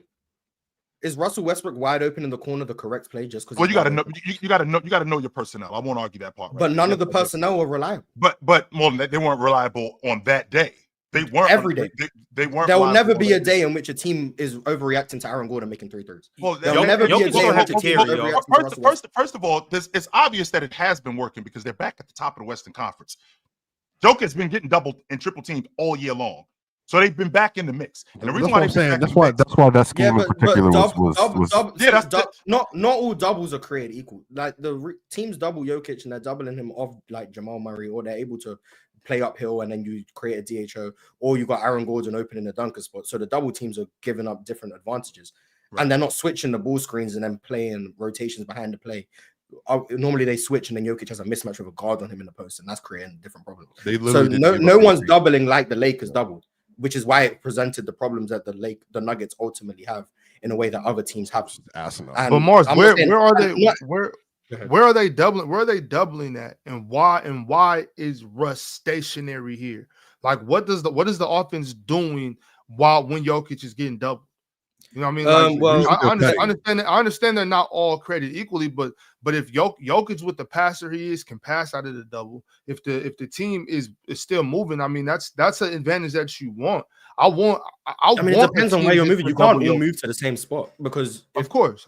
If Russell Westbrook and Aaron Gordon are on the court, which they were at times on Saturday, if Jokic gets the ball, because not only were they making catches difficult in general. So when Jokic got the ball, it was either not where he wanted it or not where they planned on him having the ball in the first place, because they pushed him away. Like Swiper said, they were fronting him and they had someone already pre-rotated on the backside, so you couldn't throw the entry pass over the front, which made it extremely difficult. So Jokic was having to get the ball 4 feet away from where he wanted it. And then if you throw the entry off the double and they double off you and you cut through, that's all fine, but they've already pre-rotated on the backside, which means you can pick up that cutter there. And that means the only pass available ultimately is going to be on the weak side. And what they're doing is MPJ is either being face guarded or he's being the one that they're going to split the difference on. They're going to guard MPJ. And that leaves on the weak side, Aaron Gordon. It's always the Nuggets at all times play at least 2 players who teams don't respect from 3, whether that's Aaron Gordon, Russell Westbrook, or Peyton Watson. All of those guys, at least 2 of them, and Christian Brown to a lesser degree, 2 of those guys pretty much at all times are on the floor, which means if teams are able to sync up and load up to the paint, one of them is going to be behind the 3-point line and that's the one teams are going to dare to shoot. So either you go to a full shooting lineup where you have Jamal Murray, MPJ, Jokic, Julian Strawther, and like Christian Brown, to where you only have one of those guys out there, but then you lose a lot in terms of the rim pressure and stuff. That makes it also a questionable fit. Like the Nuggets just don't have enough offense outside of Jokic, in my opinion, especially when teams are going to dare guys to shoot. But Mars, I actually, the thing is, I disagree with that assertion in that the only other player legitimately that I've seen, other than Chill's favorite, Wilt, get guarded like that was Shaq. But the issue is they had, and I said this online, they had Kobe, they had Ron Harper, they had Devin George, they had Horace Grant, and they had Devin George. They had Horace Grant and Derek Fisher and Brian Shaw on them. They had a bunch of defenders on the court. So on the other end, if you're like doing this, Shaq was forcing the issue, getting to the free throw line and then scoring. They had enough jump shooting from Kobe. And then on the other end, you just couldn't score on the Lakers consistently. The Nuggets are like, oh, okay, we got Shaq, but we're not going to force the issue and we're going to suck on defense. Yeah, that's the problem. Like, and when I say the Nuggets offense is flawed, it's not like the Nuggets are not going to lose because their offense is going to be terrible. Right. But the Nuggets offense is not good enough with the players' limited skill sets they have to also have a bad defense. So when I say the Nuggets offense is limited, I'm not saying they have a bad offense. They're not the Orlando Magic. But their offense is not good enough to, like, OKC have a limited offense, in my opinion. Their offense is not great. With Shea, it's able to be great, but there's ways in which the guys might go cold, like we've alluded to. And we've all said, if OKC are to lose, all of us have said, it's because the guys outside of Shea can't bring enough offense. J-Dub in particular. But at least OKC have an all-time defense to fall back on. Denver doesn't. Denver are a bad defense that is also a flawed offense. That's not a recipe to win in any world. That's a fair assessment, Mars. But I just feel like to counter that, when you have an all-time great offensive player like Joker, he makes up so much for what you are flawed in offensively. So he makes up for as a distributor. He gives you, in terms of offense, he gives you different ideas in terms of scheming, where you putting guys in the dunker spot, where you putting guys in the mid post, because he's so good at finding guys and getting guys easy looks to, at minimum, keep the defense honest. Now, don't get me wrong. I can appreciate the idea that you don't have that good of a defense. But when you got an offensive engine that's that good, he just makes like they do that again. They do that again and nobody responds. Joker's going to take 30 shots. If they do that again and they don't respond, and the team doesn't respond, he can score over the top because they're still going small. Like there may be 3 defenders on him. Yeah. But at the end of the day, those defenders are Rui and Vando. Like he can score over the top. He has to score over the top because even if he shoots, that at least opens up offensive rebounding opportunities for his teammates who are going to be crashing in. But they wouldn't even give us the 3-pointer. They were switching so high on all those pick and rolls. They weren't letting Jokic touch the ball. JJ literally said nothing. They didn't even give him open 3-pointers. Jokic averages, because I looked this up, Jokic averages about 105 touches a game. He had 82 against the Lakers. So they basically cut his touches by about 25%. That's a big deal. A game. That's a huge deal. If Jokic is their entire offense, which we all agree, even Cho alluded to, if he's their entire offense and you cut his involvement by 25%, you're basically, to make it as simple as possible, you're cutting their offense down by 25%. Shutting them down. The Nuggets have to find a way to get Jokic the ball. That's the start of all of this. Jokic gets the ball, some good things can happen. But if the Jokic isn't touching the ball 100 times a game, they're in trouble. So they got to find an adjustment. And I'm curious to see next month's games. Jokic also got to turn the switch on in his head. Oh, for sure. You can see there was sometimes he had single coverage. He didn't even look to score sometimes. And Swiper, you can correct me. I don't know if Jokic has just turned into full killer mode where I'm taking this into my hands and I'm beating you single-handedly. Not through passing, through putting the ball this in year or just no, I'm just talking about just historically. Oh yeah, I mean he has a 53-point game. He has a 56-point game versus the Wizards this year. He had a 40-point game. I'm talking about through a full playoff series. Yeah, he averaged 34 versus the Suns. He averaged 29 versus the Lakers. Like he averaged 30 versus the Heat. He will do it. The issue is I'm damn near talking about the Suns showed him single coverage. 36, 37. Well, that's what I'm saying. But like he has to be more assertive against aggressive defense, right. and that's been my one knock. That's been one of my knocks on Jokic. Is there's a different the right play. I don't like the notion that the right play is always a pass. We're like, oh, this guy makes the right play. Sometimes the right play is go get a bucket. Like I don't know what to tell you. Like for real, it's not. Oh, this guy's open. Let me pass. Oh, I made the right play. No, go score the ball. Like sometimes we need you to score. The right play is not just passing. It's like, oh, Chris Paul always makes the right play. No, there was times where Chris Paul had an open shot and didn't shoot it. Yeah. He didn't make the right play. Like same thing with Jokic. It's all fine and cool. Oh yeah, he passes. Oh, they stun over to him. He kicks it out. No, sometimes a stunt is because they know you're gonna pass it. If we make it look like we're sending a double, sometimes it's a fake. Sometimes, well, but I think that's why I'm saying that game is such an outlier though, because that's what I'm saying. Like Jokic has had moments this year. We shot the ball 30 plus times versus multiple teams. I think the issue is this is what I'm saying. Everybody was so flummoxed by this literal thing they hadn't seen that they just did not respond, I think, appropriately. But like I said, I think next game, if they do this again and everybody else is doing what they're doing, Joker's going to shoot. When y'all played them against Wiper, do you know when y'all played them again? 2 weeks. Chill. What's actually even more important, definitely even more important than that game is tomorrow's game. We're gonna be on playback with this. Till and Jordan. Bucks.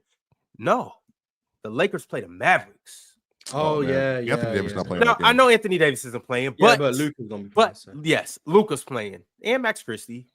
Brother. And the Mavs just got fried by the Warriors. Damn, we didn't even talk about the Warriors because the Warriors look Jimmy good. Butler, man. So we get to see Luka get his revenge. We had some good games last night too. We did. We can't talk about them. Luka get his revenge against the Mavericks tomorrow, but also, and we're going to be on playback tomorrow. Also, we will be on playback Wednesday, Spurs and Rockets. So pull up to that. Whoa. And also, as if that's not amazing, we're going to be on playback on Thursday. The Nuggets and the Bucks. But if that's like not special and over the top, we also are going to be on the main stage this Friday. And that's going to be a pretty good game too. All week. We got the Knicks and the Grizzlies. So you guys are going to be able to find us on playback Tuesday, Wednesday, Thursday, and Friday. I can't wait for Luka to get his revenge. I can't wait for the Rockets to do what they do against the Spurs. I can't wait for Giannis to put his foot in Jokic's ass. And I can't wait to see Ja versus Brunson. It is. You're not even Giannis FC no more. So please stop. Please stop. You were being a groupie Saturday night. And then every time Giannis play well, I don't hear nothing from you no more.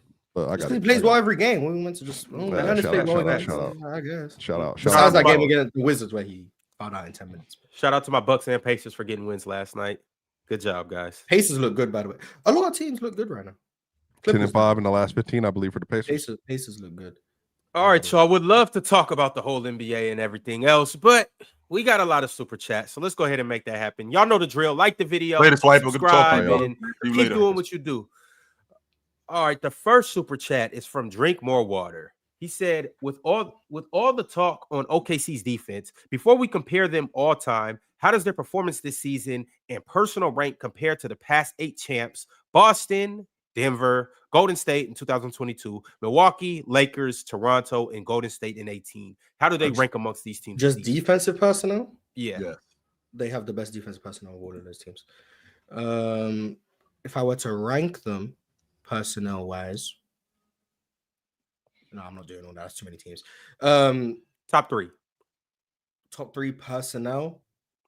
OKC, Boston, and Mars, you think OKC got a better defensive personnel than Boston does? Yes. And then Toronto or Milwaukee. Toronto had a damn good defensive personnel. Toronto and Milwaukee. Yeah. Toronto. I think it's a conversation to be had between Toronto and Milwaukee, and man. To add Drew Holiday to that group in 2019, 2020, take out. Don't forget the Lakers too. They did have a damn good defense. The Lakers had Ron was a good defender that year. Caruso, AD, Rajon was playing D. Dwight and JaVale was playing D. At Twin Towers. The Lakers had a damn good defense that year. Yeah, the only defense like Denver's defensively, but everyone else they got good defense. Take out Bledsoe and enter Drew Holiday. With that team that they had, Milwaukee had a hell of a defense too. The Bucks were my third or fourth. Yeah. I just like Toronto. You obviously got Kawhi. He speaks for himself. I know Marc Gasol wasn't defensive player of the year. Marc Gasol, but Marc Gasol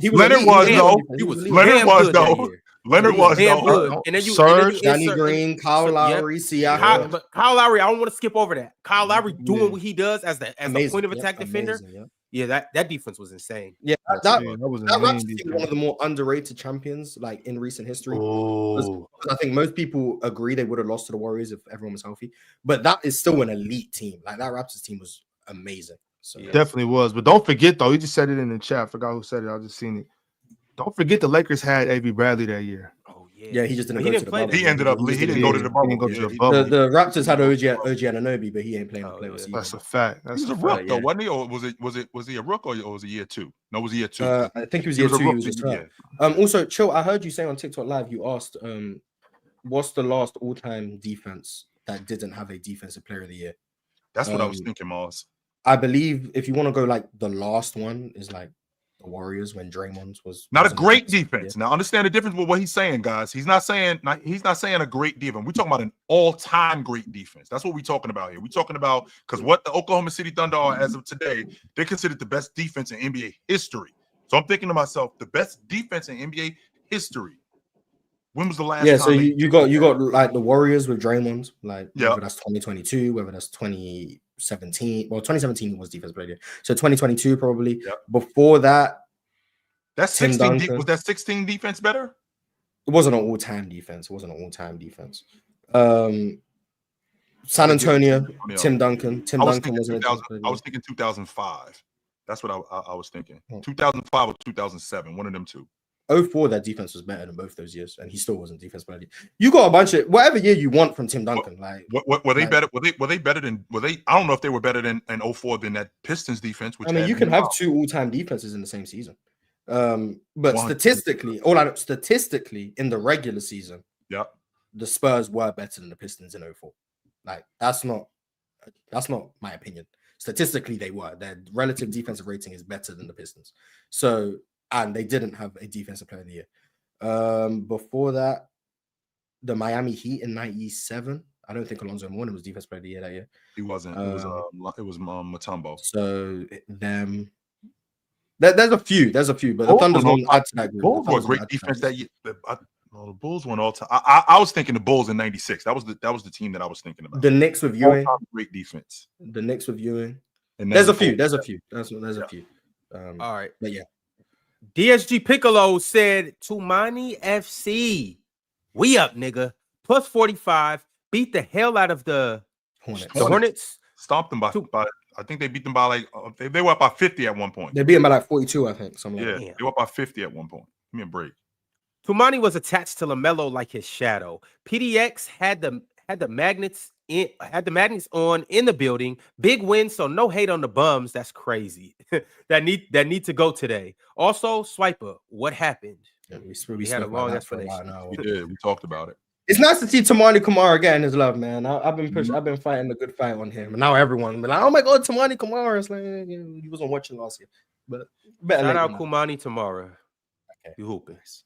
Realist123 said, shout out to JJ Redick for that master plan for Jokic. Like Malone said, he got outcoached. Swiper, I hope we see you in the second round. Sweep incoming. Shout out Luka and Bron. Reeves should have been an all-star this year. I don't think he should have been an all-star, but I do think he's like in and around all-star caliber. Sounds like he's playing at that level. Sounds like he's playing at that level. He's been amazing. Yeah, sounds like he's playing. And he also was a big reason why they won that game. I talked about. I gave Luka a lot 53. My fault. It wasn't 42. I undersold them by 11 points. CMX Halo said, Ron, do not let this clown Swiper off the hook. Boy was talking crazy. Yeah, I've seen him on. It's crazy. Every time like the Nuggets are either losing or Jokic is having a bad game. First thing, these refs, man. Oh my God, the refs. I've never seen Joker be handled this physically. Give me a break. I've never the refs. The way they allow the refs to officiate bigs is crazy in this league. Oh my God, shut up, man. Biggs with the super chat. Big says Swiper so used to Darvin Scam who can't scheme open KD at a 24-hour fitness. He can't believe the Lakers have a game plan. Can we stop the Darvin Scam equals scapegoat logic? JJ Redick is a far superior coach to Darvin. I've seen enough. JJ's a good earlier on in the season, I didn't like what I was seeing, especially with like some of his defensive decisions with the personnel he had. Offensively, I thought it was a bit Now, in the last month or so, defensively, I've been really impressed. Offensively, I'm still meh. Let's But remember defensively, I've liked a lot of what I've seen. Let's remember who he's got on his coaching staff too, Mars. I think that matters. Nate McMillan, Scott Brooks. Yeah, you got experienced defensive-minded guys. Yeah. But yeah, I mean, he was a rookie coach. He was figuring out on the fly, I guess.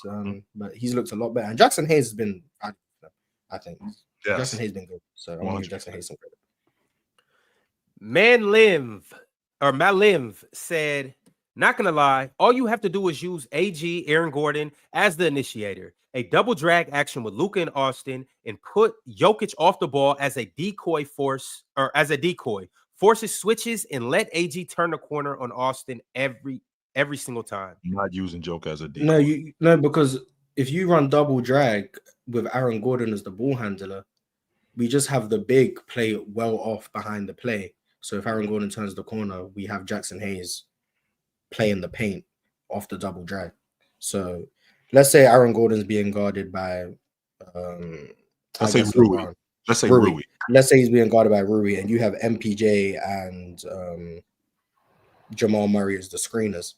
If Aaron Gordon comes off that first screen, we switch that. And then you switch the second screen as well. But you have the big playing well behind the play. So when Aaron Gordon turns the corner, he's running into a big, and then you just matched up with Aaron Gordon being guarded by a big. That's all you really have to do, because Aaron Gordon's not a threat to shoot that behind a drop coverage. So you don't have to chase over the screen, which means you're not going to have the angle to turn the corner. So yeah, I don't think that's the solution. Yakayu with the super chat. I hope I said your name right. Yak said, showed why individual greatness on offense is more influential than on defense. AD can't guard everyone activated by Jokic. Luka's omni-scoring threat / playmaking crushed the team defense. Team offense equals defense. But an offensive engine is too valuable. Yes, and no, generally yes, but I do think individual defensive players can shut down a whole team's game plan. We've seen Anthony Davis do that. We've seen him do that. We've seen generally yes, and I think that's why on-ball creators are also like probably the most valuable archetype offensively, because how did they shut down Jokic? Limit his touches. You can't limit touches of a primary ball handler. Like if you bring the ball up, you're touching the ball. So that's what makes it more difficult with Jokic. Jokic and bigs in general, I think we spoke about it with Kareem. I think Ticket said it a long time ago. Why he favored like Kobe over a Kareem is because you had to get Kareem the ball. Kobe, you didn't have to get Kobe the ball because Kobe could bring it up himself. It's a similar problem with a lot of bigs. Bigs have to be given the ball. If you have to get someone the ball, teams can play deny defense and actually stop you from touching the ball. You can't stop Luka from touching the ball. That's not possible. So that's the. I remember that episode, Mars, when the great one told me to put him on the big screen, and he bestowed that knowledge upon us. Thank you, Ticket. Yeah. Thank you. Okay. The Average Joe said, "There's all this Joker talk. Folks forget Murray averaged 30 in multiple series when the Nuggets won 2 years ago. If he's not the Murray getting you 26 to 27 a game, the Nuggets are not getting past round 2. And to Mars's point, I mean, about playing against the bums. I mean, coming into that game, Mars, he was averaging 29 a game. I think over his last like 6 or 7 games. Them in scoring on it. Yeah, he was averaging. Yeah, we did have that conversation. He was averaging like 29 a game, and I mean, that builds up a rhythm. And he got going early in that game against the Lakers when they were playing drop, and he was knocking down the three. Which I'm thinking, all right, am I going to live with that? Yeah, I'll live with that. Shout out the extraterrestrial one. He let us know that Jamal Murray can lead the Nuggets in scoring on any given night. Thank you, Mars. Thank you. You're welcome. Kent Lipscomb Jungla with the super chat or with the members chat. He said, "Get well soon, Coach Pop and Wemby. Hashtag Castle Rookie of the Year and Mars. Manu and D-Rob versus Reggie and Sheed." It's okay, really quickly, Kent, to retire. That's okay. Like these guys aren't going to be around forever, and it's okay for Pop to go, "Yo, I did everything. I'm good being on the bench. I'll let this young guy take over for me." That's okay to do that. I'd like to think Pop would still be involved with the Spurs. I just don't think he's going to be a coach anymore. Yeah, I think so too. I think Reggie Miller is better than Manu Ginobili, and David Robinson clears Rasheed Wallace. They're not even in the same stratosphere, and I favor Reggie slightly. So now, if anybody were to, and if I were to say that, I'm an old head and I'm ridiculous in my logic, but Mars is 100% correct. David Robinson clears Rasheed Wallace, clears him. Yeah, they're not even in the same universe. He clears him. Jalen sent through a members chat and said, "Dub Cade. Cade was stupid. Yeah, shout out K. And Trey We was got sweeping. Yeah. Trey was sweeping. Erie became a YouTube member. Carlton sent through a members chat and said, "Put me on the big screen, Ron. Kyrie is cooking your favorite player in ones." Cap. He ain't cooking no Michael Beasley. Be serious. TS1 became a YouTube member. Average Joe became a YouTube member. Cowboy Bob re-upped his membership. Big Smoke sent through a members chat and said, "Hope you're ready for this Warriors championship run." The more I watch him, the more I'm intrigued. I'm here for it. I'm here. I don't think they Draymond can look do like it. Draymond look like he for it. playing with a new energy. Like Draymond look I'm like here he for it. believes in the team. Steph is finally not seeing like he's getting attention, but he has a release valve that's actually competent on offense. Yeah. Brandon Podziemski's looking at the rim, which is great because like he's a good basketball player when he plays with some sort of confidence. Moses Moody in the starting lineup, it looks great. Jimmy Butler's been amazing. The only question And I is think they how recognize does too. Jonathan Kuminga fit into all of this? That's the only question I have. Yeah. But And I think that they recognize too that this is the last run. This is probably it. This is probably definitely it. Oh yeah, this is definitely it. This is if we don't get it done this year, we got to go out. This is probably over after this.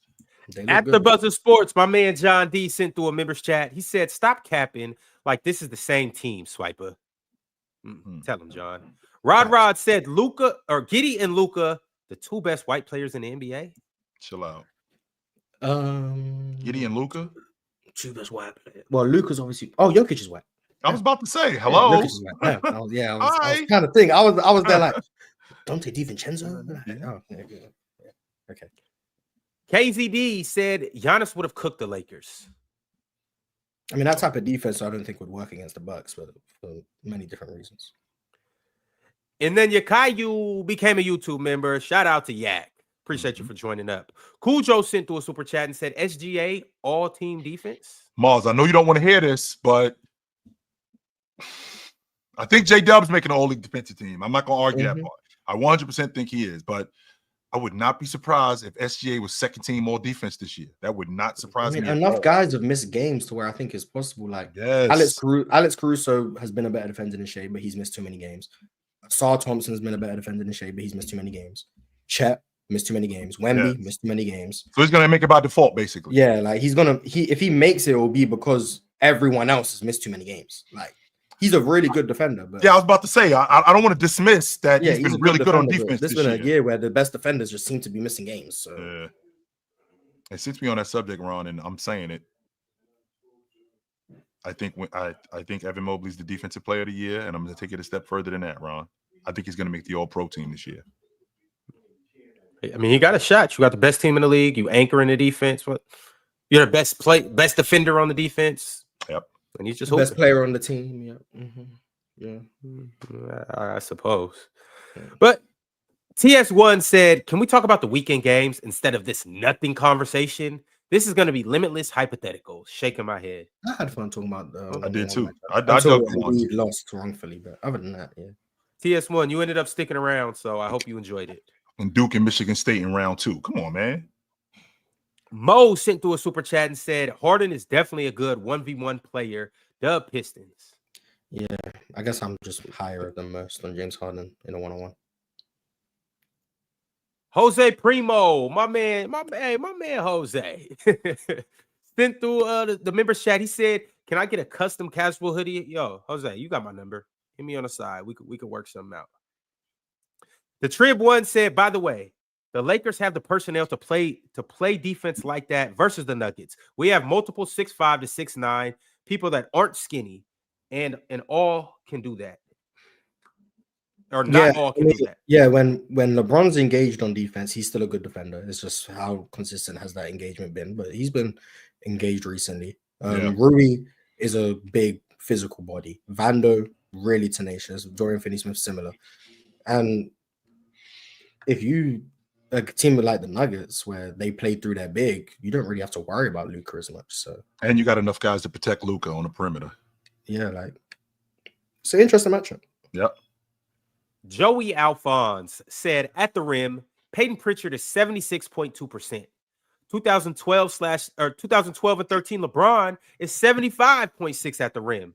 Volume is overrated. Yeah, also, can we please acknowledge Tatum is proving his passing / playmaking every night? I think he's got 42 games this year. He's 25-10, and I think 6 or 7, something like that. Yeah. I said the system guy because, again, to clarify, like Mars, all of these guys are system guys. It's just a matter of how you capitalize them in the system. And I feel like Jason Tatum, as a system player, just like Bryant was a system player in the triangle, like Shaq was a system player in the triangle, like Jordan was a system player in the triangle, I feel like Jason Tatum relies way more on the system than he does his actual skill set, because sometimes the system breaks down. Void Century said Tyler Hero, 40, 11, and 7. Bam, 24 and 7. Andrew Wiggins, 26 and 4. Get them some help. Rozier is the worst player in Miami history. I still have nightmares of his 8-minute second quarter putting up a minus 21. Damn, Terry. Minus 21 in 8 minutes. Since Bam moved to the 4, just so you know, 20 and 12 since he moved to the 4. TS1 said, we really going to spend time on a hypothetical tournament that no one cares about? Yes, we are. A healthy Quentin Post to win. No one can prove me wrong. Yes, we are going to do that. We do hypotheticals all the time. I'm gonna be honest. And not just we spent how long on a hypothetical about the 05 Spurs and the Thunder? Yes, we did. Everyone seemed to be enjoying that conversation. Yes, so give me a break, man. You pick and choose what hypotheticals you value. Yeah. Which is fine, but don't act like your problem is the fact that it's a hypothetical. Well, speaking of hypotheticals, Just 8 MMA said Flag and AJ Debansa versus the Thompson twins, 2-on-2, game to 30. Who wins and why? That game is straight fireworks. I go Flag and AJ. I got the Thompson twins locking them boys. Shot making, shot creation. They're gonna have them boys they're gonna have them little boys in jail.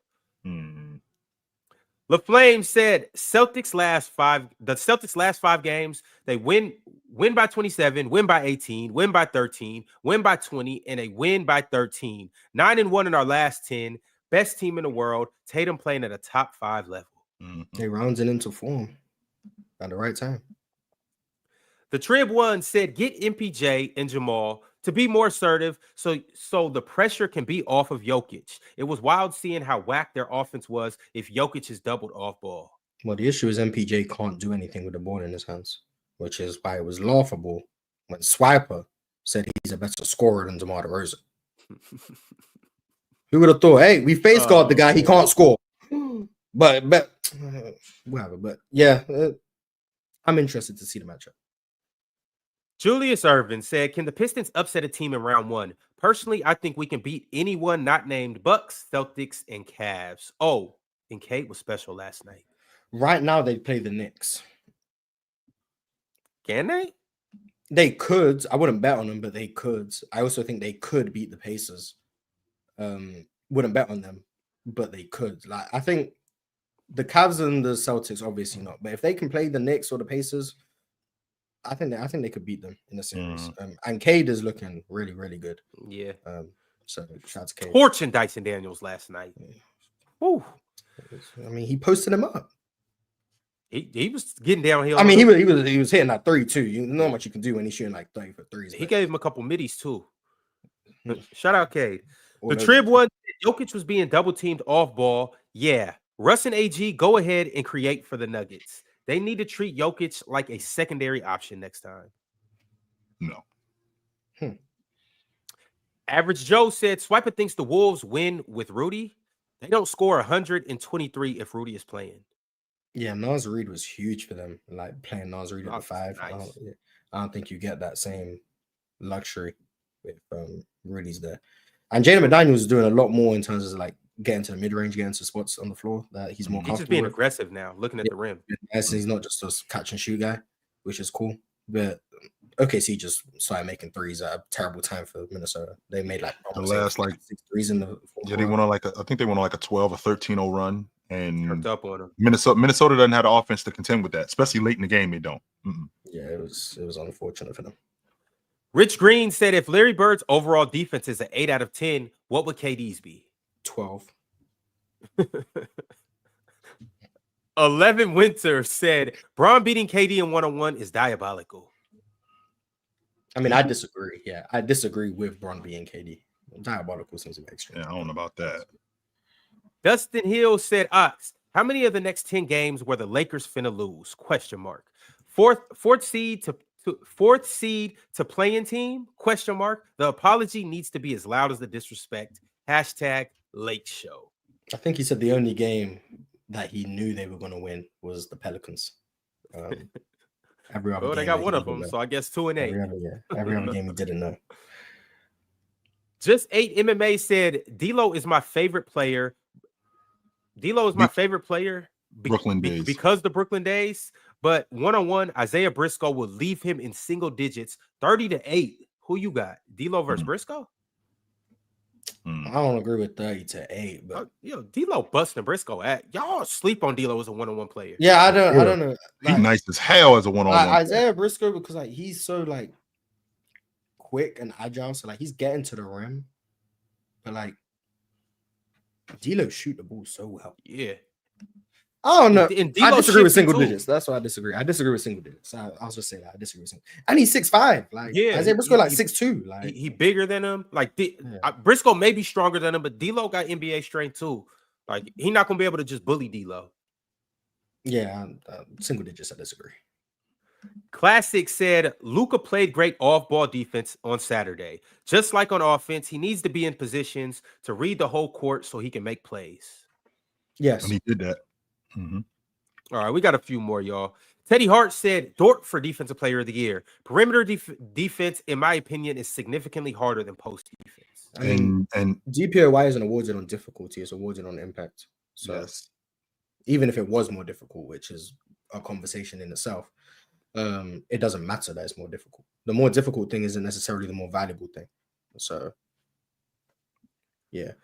JD13 said PG healthy should be on this list, period. Well, he ain't in the one-on-one bracket. Yeah, I would have had him over like J-Dub, for example. But you think so? Yes. Will PG beat J-Dub today? Yes. You guys think so? In ones, yeah. I mean, it's a whole lot slower. They're not getting up and down. So I mean, I could see it. I could see it. Lego Rover said, where does JT rank in the league as a playmaker? Not as high as I think you want me to say, but I don't think he's top 5. Top 10. I think we can have a conversation. Definitely top 15. He's not better than Darius Garland or Halliburton or Giannis or Cade or Trey or Shea, in my opinion, or Jokic or Bron or Luka or James Harden or Steph. That's 10 right there. Oh, okay. That's 10 right there. Yeah, I'll stop there. He's not top 10. There you go. Okay, so Mad Max Sports Talk said KD guard Braun better than Braun guards KD. Ox. That was a question. I guess Ox would say yes. DSG Piccolo said also Tumani for all defense, most improved next year when the offense comes along more. They won't give it to a Blazer. They won't put a Blazers player on all defense. I think you guys are like the 23rd or 22nd ranked defense. Like they're not going to put him on an all defensive team. Although I think he is that level of defender. DS Piccolo is pushing this Blazer. I think this is the only place where you could talk Blazers basketball, and he stay pushing his Portland. As he should. No, I respect it, Piccolo, because who else going to talk about the Blazers? Nobody. And I enjoy talking about the Blazers. And I actually, interestingly enough, I actually watch the Blazers. I do. I watch Portland. Hey, DSG, one of these days me and Ox gonna get down to Portland, and you gotta come to the game with us. Yes, I actually watch. I'm not promising courtside tickets, but we'll sit somewhere. If DSG was a Wizards fan and he was pushing all this prop, I promise we would just scoot past his super chats because I don't want to talk about the Wizards. But the Blazers, I got time for the Blazers. I watch the Trailblazers. I'm investing in Scoot. I am. The Wizards, that's bad hoops. But the Blazers, I'll watch the Blazers. JD13 said, why is PG not in his bracket? Because he old. He's just not relevant he ain't enough that good right no now. more. Teddy Hart said, there's more potent guards and wings in the league than bigs. So Dort, in my opinion, is still more impactful. In my opinion, Mars. He's not more impactful. But that's how sorry, go ahead. You got it. Go ahead, Mars. I apologize because I don't think he's more impactful than Mobley. No, he isn't. He's not. No, he's not. If you value bigs, defensive value does not come from their ability to slow down bigs. Their defensive value comes from their ability to wall off entire areas of the court that are more valuable, which is the paint.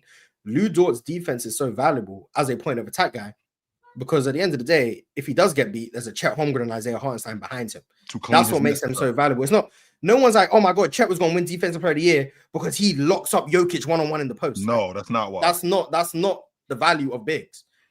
The value of bigs is, especially in today's game, is not about one-on-one post defense. Like, no one really posts up anymore other than like Jokic and Embiid and like Cat. Like, no one's even posting up for real. So their defensive value is away from their ability to guard bigs. And Lou Dort's value, it's like 80% on-ball defense. And OKC's defensive scheme is so aggressive in terms of double teams and traps.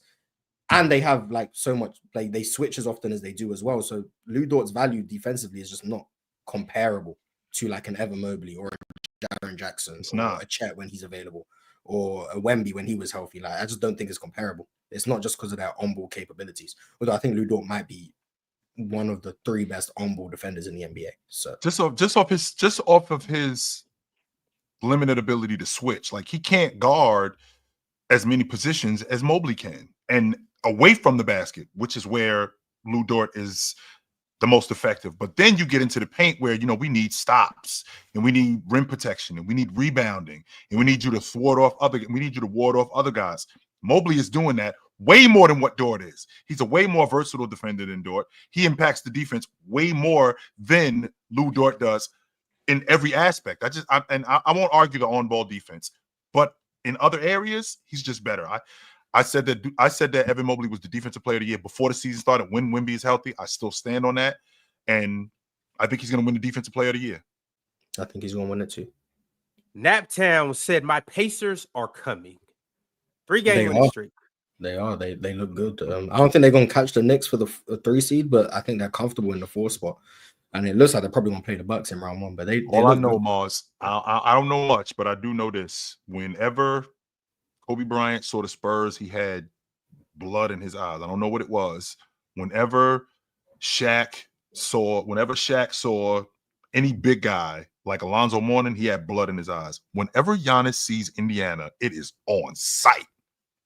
Whenever he sees them, he waiting outside for them dudes. It is on sight when he see them dudes. If that's a series, Bucks in 6, Pacers in 7. And I don't know if Nemhard's missed too many games, but he's another like sneaky all defensive candidate. Love him. I don't know how, because he missed some time. I don't know if he's out the. Neesmith is back too, so it's good to see him back as well. He's good on defense. All right. Kareem NYK 2001 said 67 Wilt, 25 Jokic, 2025 Jokic, or 2000 Shaq. Best offensive bigs ever. I agree with Shaq and Jokic for sure. Wilt and Kareem, I can go either or. I don't know. But yeah, I'd agree. The Trib One said props to JJ for the game plan. Mm-hmm. The Trib One said this is why it was L Nuggets at the trade deadline. Yeah, I agree. Jelani Scatlife said, "Hey, Swiper, that's why the Nuggets need to get KD for sure." No. MPJ is basically KD. 6'10" and can shoot. One buddy said, "Can't pick KD because it's against Bron." Same old emojis. Cornball is what he was saying. That's what that is? Mm-hmm. Jelani Scatlife said, people say KD robbed Steph of his 2018 Finals MVP. Thoughts? I don't think he robbed him. I think I would have probably had maybe I would have had Steph. Mars, do you remember that finals when KD was doing everything he could to get Steph the ball? So yeah, then that game four, they were practically force feeding Steph. He was doing everything he could to get him that finals. And then KD just walked his way into a triple-double in that game, which was funny. There you go. But the reason Steph lost it or KD won it is because of that game 3. Like, I know the argument people make is in game 1, Steph was better. In game 2, Steph was better. In game 4, Steph was better. KD was only better in 1 game. But at the end of the day, in a 4-game series, A, the averages, because of the 1 game, shows KD's numbers were better. But B, that 1 game was such an outlier both ways. KD was so much better and Steph was so much worse that in terms of overall value over the course of the series, you could argue KD was still more valuable. Because game 1, it could have been close. Game 2, Steph was clearly the better player. That was the 9-3 game. Game 4, you could argue it was close. Game 3 was such a disparity that you could say it was still KD. So I don't think KD robbed him. I think it was relatively close, but I don't care either way. But I don't think KD robbed him at all. All right, y'all. Last super chat of the day is from one buddy. He said Braun got mind control over I got Jamestown. Sound like I got mind control over you. Cook. That's what that sound like. All right, y'all. It's been an amazing episode. We had a fire-ass one-on-one tournament. We will be back tomorrow with the same crew, but it's just probably going to be a better show. Make sure to follow us or to join this Telegram group. If you want to debate us outside of the show, you can join individually and go toe-to-toe with us. Also, make sure to like, comment, and subscribe. Y'all know the whole drill. We will see you guys again tomorrow. Chill Mars. We out. Later. Merry Christmas. Absolutely, guys.